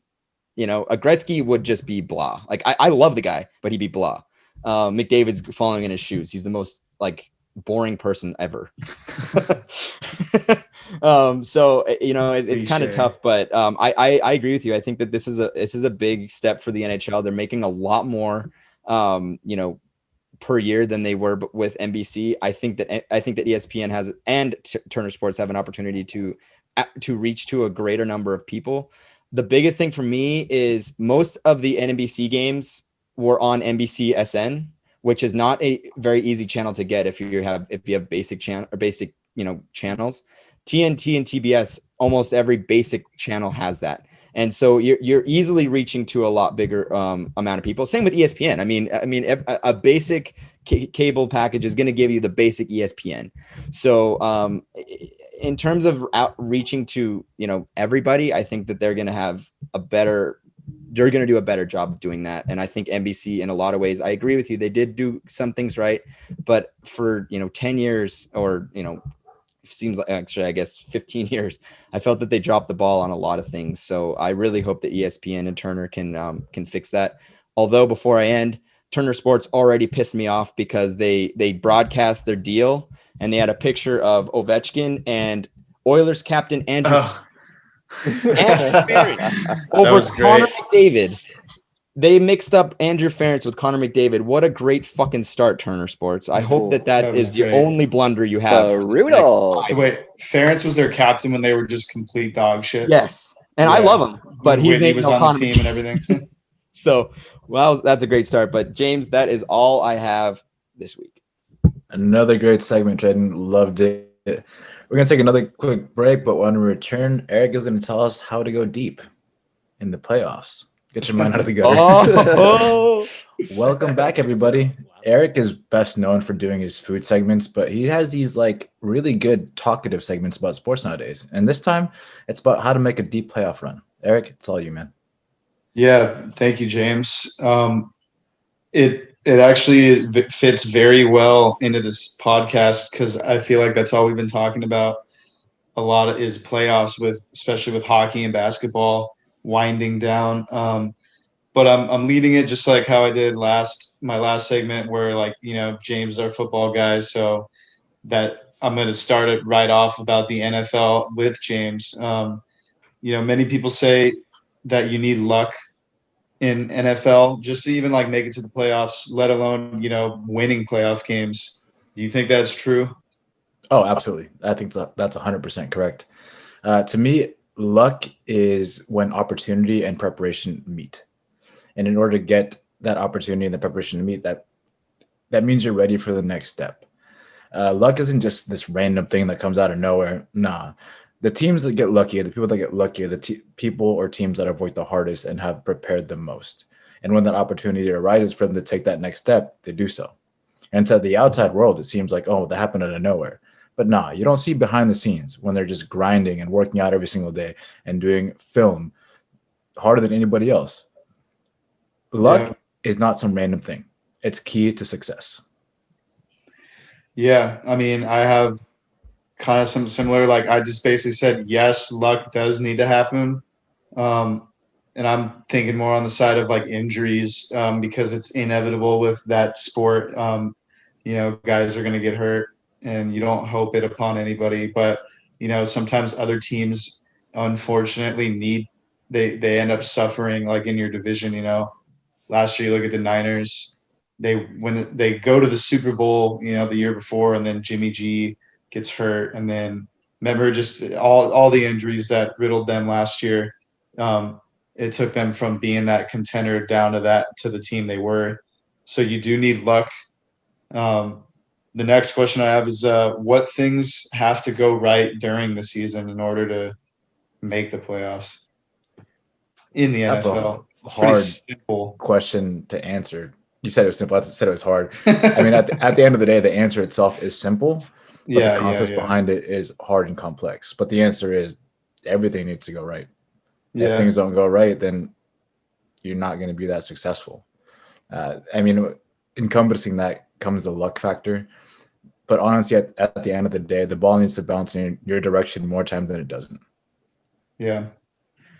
I kind of had down like a lot of times you see the teams that start guns blazing, they end up kind of like winding down a little bit, and then like the Ravens. I feel like not last year, 2 years ago, the Ravens just dominating. And, everyone had them as a favorite. They get that bye and then they lose to the Titans, Like it's like they started out very hot and they kind of like cooled down towards the end. That leads me to saying like, how do teams stay consistent? So like they stay consistent throughout the season, they make the playoffs, but then like making that playoff run is all about consistency. Like how does that happen? I think first and foremost it comes with mindset. It's a long season. 16 games is a long time. I mean, for everybody else on this podcast, like baseball plays 162. Hockey and basketball play 80 plus games. 16 games may not seem a lot, but it's a hell of a grind. That's 16 weeks, 17 weeks actually, of NFL football. You got to be in there day in and day out, and you're just hurting yourself day in and day out. Having a good culture and a good mindset in place to have that one singular goal in mind at all times that you're working towards, that light at the end of the tunnel, that's what's going to help you get to the next level. On top of that, you have to have depth. As you mentioned earlier, injuries do occur. And when those happen, the coach needs to have a good system that sets everybody else up for success. Next man up mentality, work your way through it. It's not going to be perfect. It's not going to be pretty, but those are the teams that are successful. Damn. Yeah, that's a solid answer. Just like having the one goal set and everybody being on the same page. I didn't think about that because like a few guys that are on the same page could be your difference maker.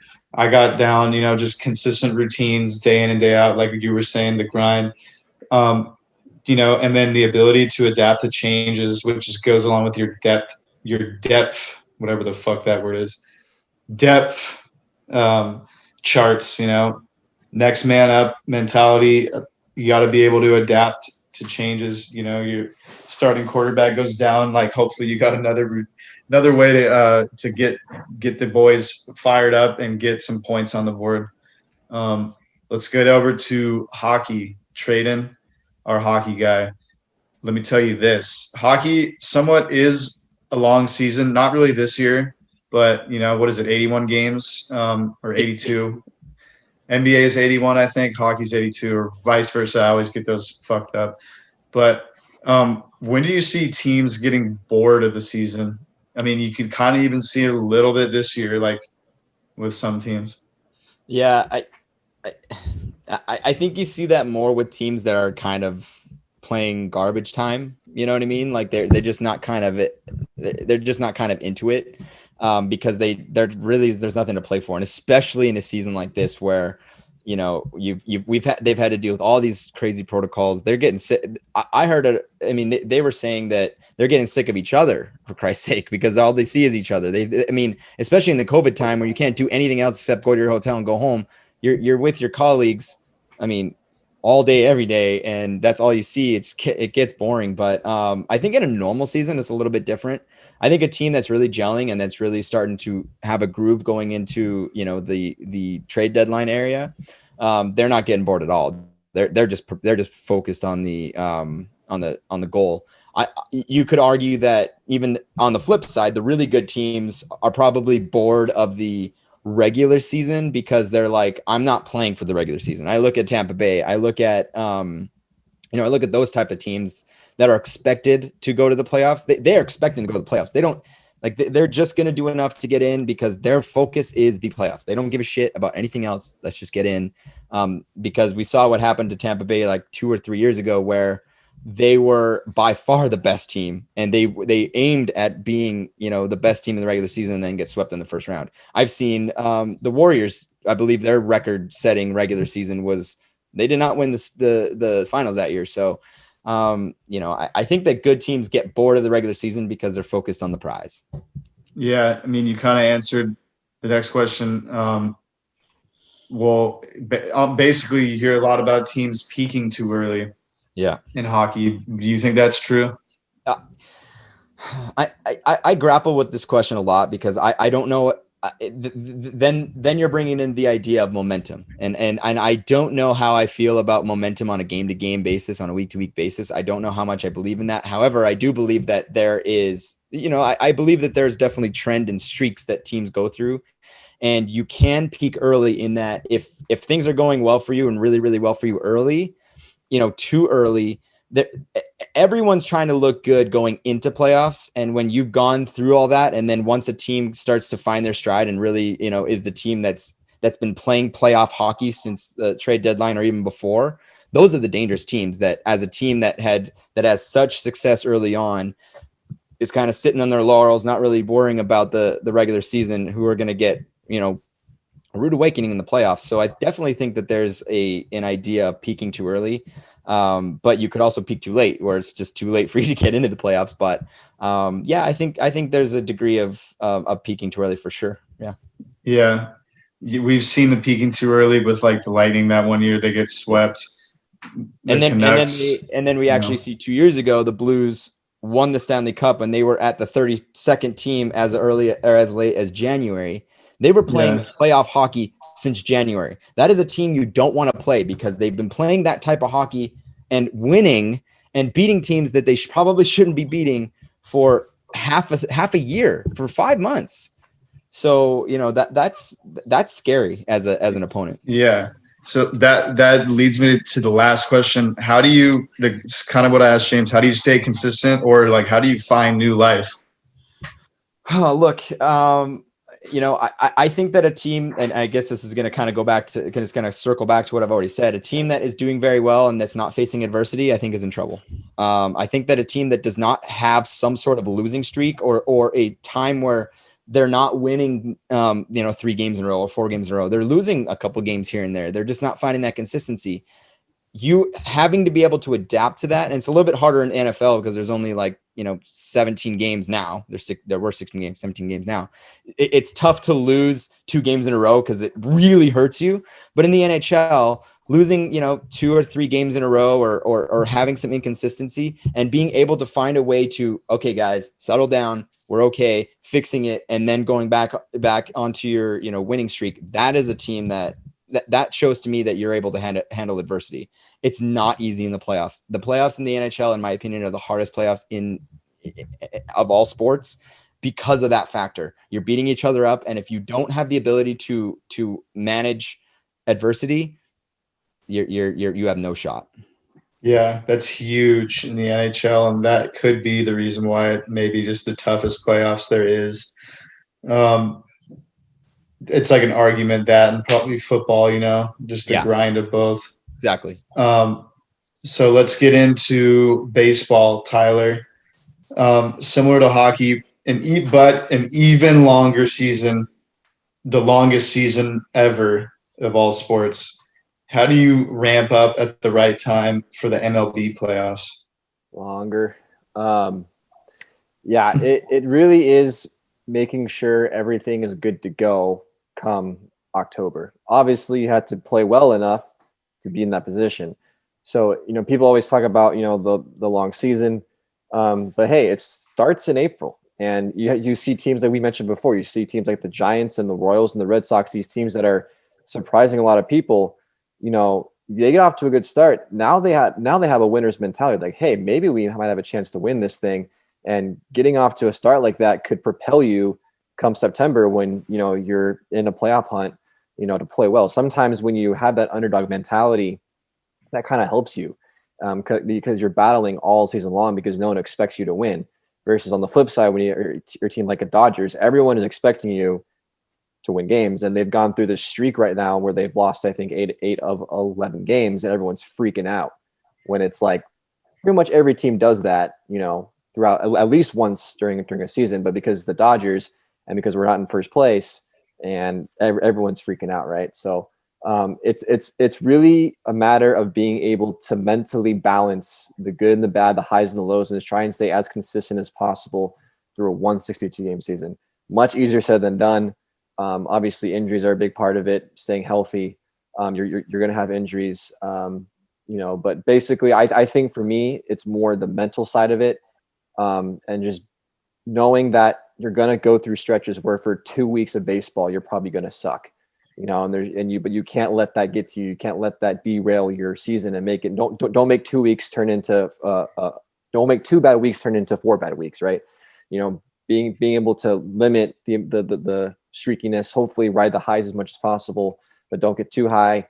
It's really staying mentally consistent and just taking it day to day. As much everyone talks about the big season, but I think most guys in baseball are trained well to take it, one pitch at a time, one game at a time, and then you look up and come September, and hopefully you're in a good spot. Yeah, consistency is key. It sounds like patience is a big thing you're preaching there. I don't know if I could ever play a whole fucking baseball season. I don't know if I'd have the patience. A lot of games. Surprise. Do you see load management strategies working in baseball, like with pitchers? I kind of look at it as like load management, what the NBA does, but preserving their health, especially come time closer to playoffs. Does that happen for baseball in the playoffs?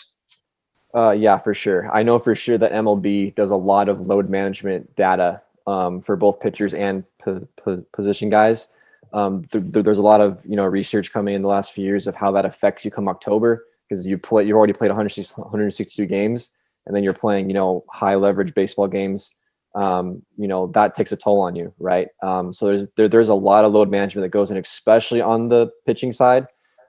Especially early on in these seasons, you don't, see a whole lot of relievers. Sometimes at the end of the season, your closer is he could go in and close 3 games in a row. Early on, you're really not going to see that. They're going to close the game. The next day they'll have someone come in there, even if it's a save opportunity. So you're seeing a lot of, and even position guys are getting more days off early than they would later on. So you definitely see that. I think you kind of have to, like you said, it's such a long season that you have to be able to properly, manage those guys' pitches and games and innings to make sure that, when they're ready for the playoffs, they're, they're as strong and as ready to go to play every single inning of every single playoff game. Yeah, that's a great answer. It's good insight coming from somebody who worked in the medicine and performance side in pro baseball. The last thing I'll ask is, baseball has teams that kind of get hot once the playoffs begin, kind of what Tradon was talking about with hockey. How do teams find that spark with baseball?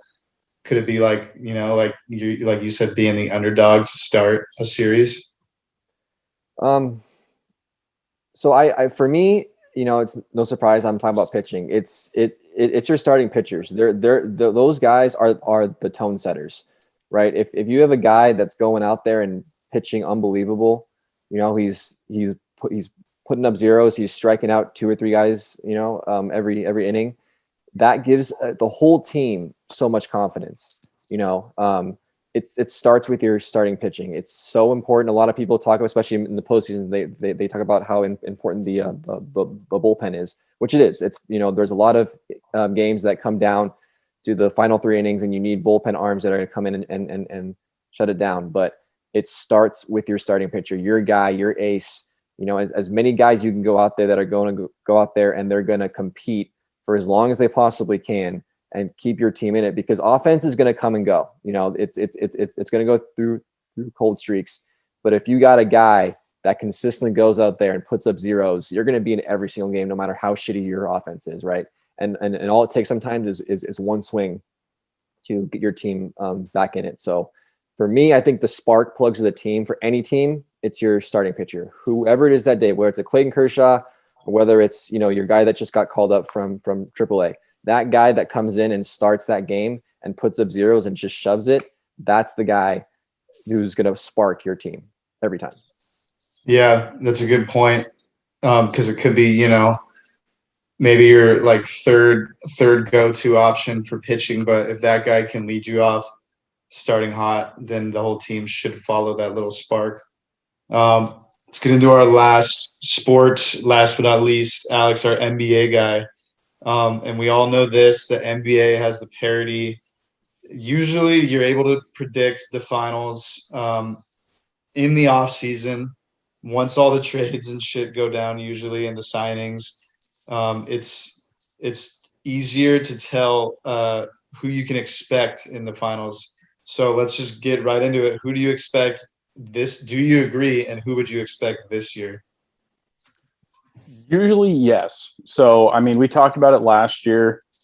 We all pretty much expected it was going to be one of the LA teams in Milwaukee. We were wrong. One of the LA teams did make it. Milwaukee faltered. A couple of years ago, last decade, the Warriors were coming out of the West. There was really not a question about it. And whatever LeBron-led team was coming out of the East, that was it. That was the deal. That's how the NBA worked. During our early years, it was the Kobe's Lakers or Duncan Spurs coming out of the West, most likely. That was pretty much it. The East was kind of a crapshoot. This year, couldn't fucking tell you. No idea.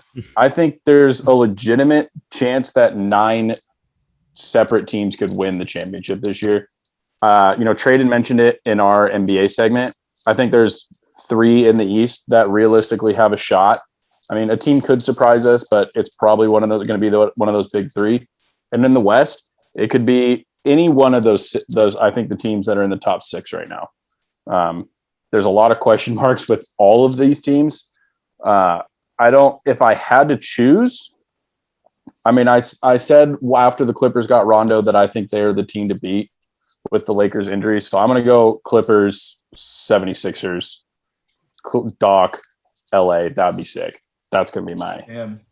Yeah, I think you're right about this year seems to be the first year in a while that nobody can really predict who's going to be in the finals. It's actually a good thing finally for the NBA to have something different and some people not really knowing what to expect. In your vision, like we talked load management with Tyler and the pitchers, do you see it a lot in the NBA too? Do you think it has a role in the playoffs? Oh, 100%. I mean, load management and that phrase came from the NBA.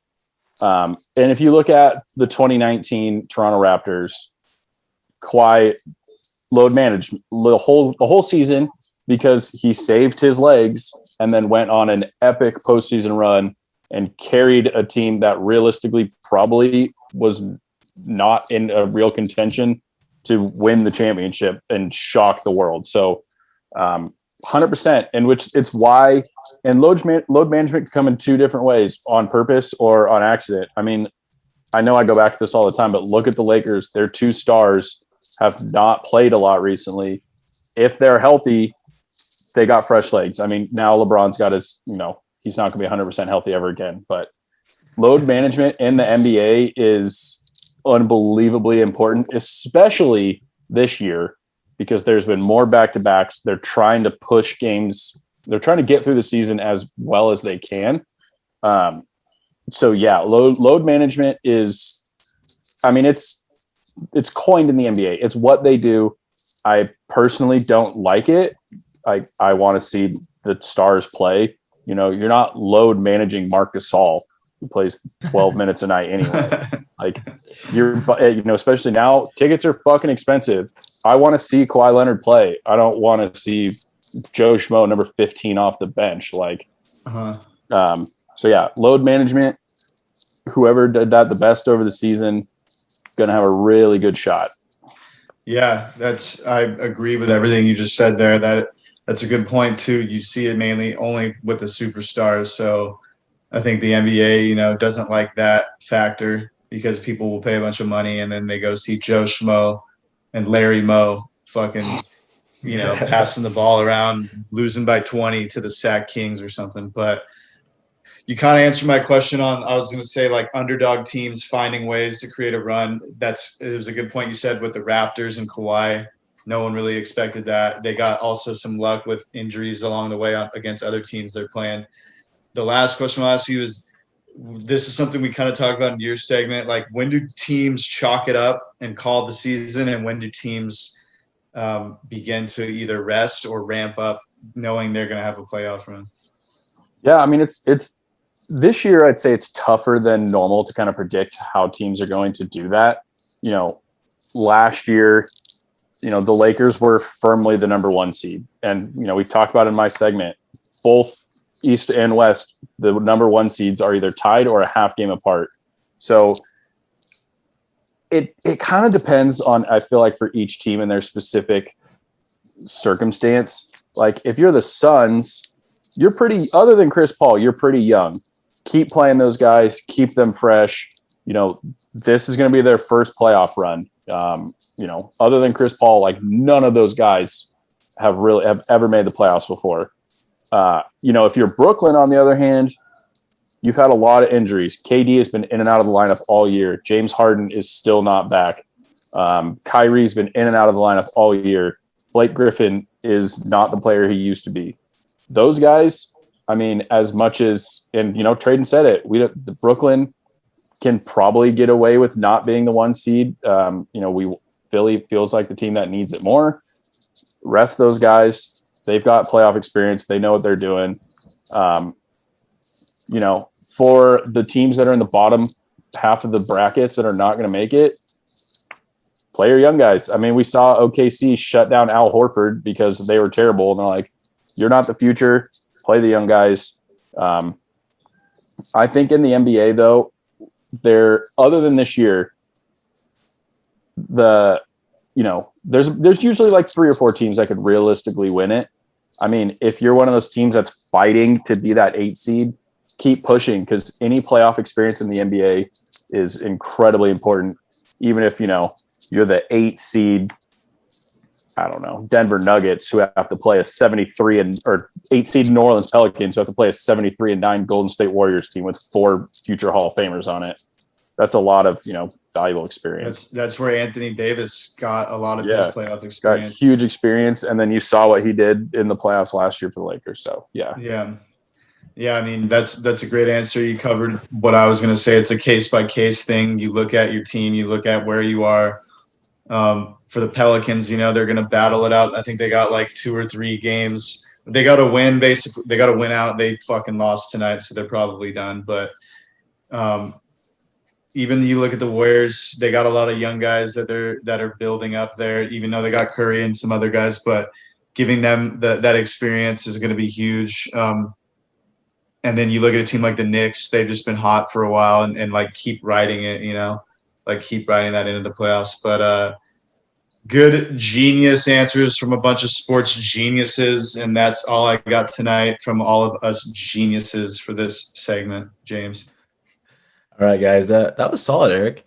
That pretty much Tradon. I want to leave everyone. This is completely different. This is an NFL question. I want everyone to answer this question off the cuff.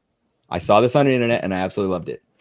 If a college punter were always able to put the ball on the 1 yard line, no matter where he kicked it from the field, does he go first overall? Yes, 100%. Right. He's the most consistent player. Well, I mean, you put the team on the 1 every time you punt it. There's for 20 years you get to pay for that. He's getting paid more than Mahomes is. No, dude, not even 20 years. Punters don't get hit. He can last 30 years. Do you think I think he gets paid more than Mahomes on a second contract, personally. I mean, that's crazy because the second play after that, you have a chance to get 2 points. That's what I'm saying. And then the ball gets punted back to you. Yeah, what do they get to maybe the 35? I saw it on the internet. I thought it was intriguing. I loved it. So the Jets needed that more than a quarterback. Is that what you're 100%. Saying? Dude, anybody's going to take that. Anybody. Tyler and Alex, what do you guys think? I would say no, just because I want to say something different. No, it's probably, yeah. I mean, especially with football, because it's back and forth, but it's stopping every time you change teams instead of like basketball and hockey where it's more fluid. Yeah. I mean, you pretty much, they're almost, they're fucked. Like how many 99-yard drives do we see in a season by all 32 teams combined? There was 4 last season. There you go. You're probably I made that up. By the way, I'm sorry. It's probably what? It's probably less than 10.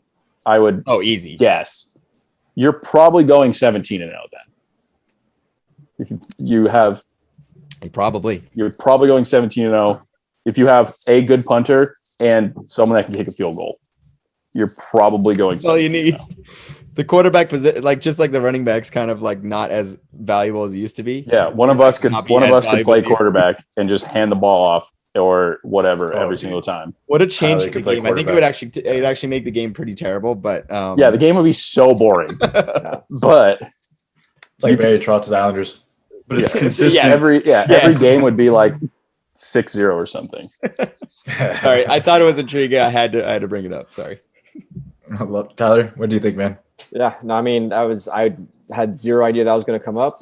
You guys made really good points. I think special teams is a part of football that gets overlooked a lot. I don't think people really understand its importance as some people that are around the game do. And I mean, punting is obviously a huge part of that. I mean, you see how hyped teams get when you get that punt like on the 1 yard line, because it's a big deal. So. Yeah, I mean, baby. I would pay him. Fuck it. It wouldn't be important if they didn't have the word special in front of them. Yeah, right. Important teams. Go team. Important teams. Yeah, like what if it was just called teams? Like special teams, it's important. Yeah.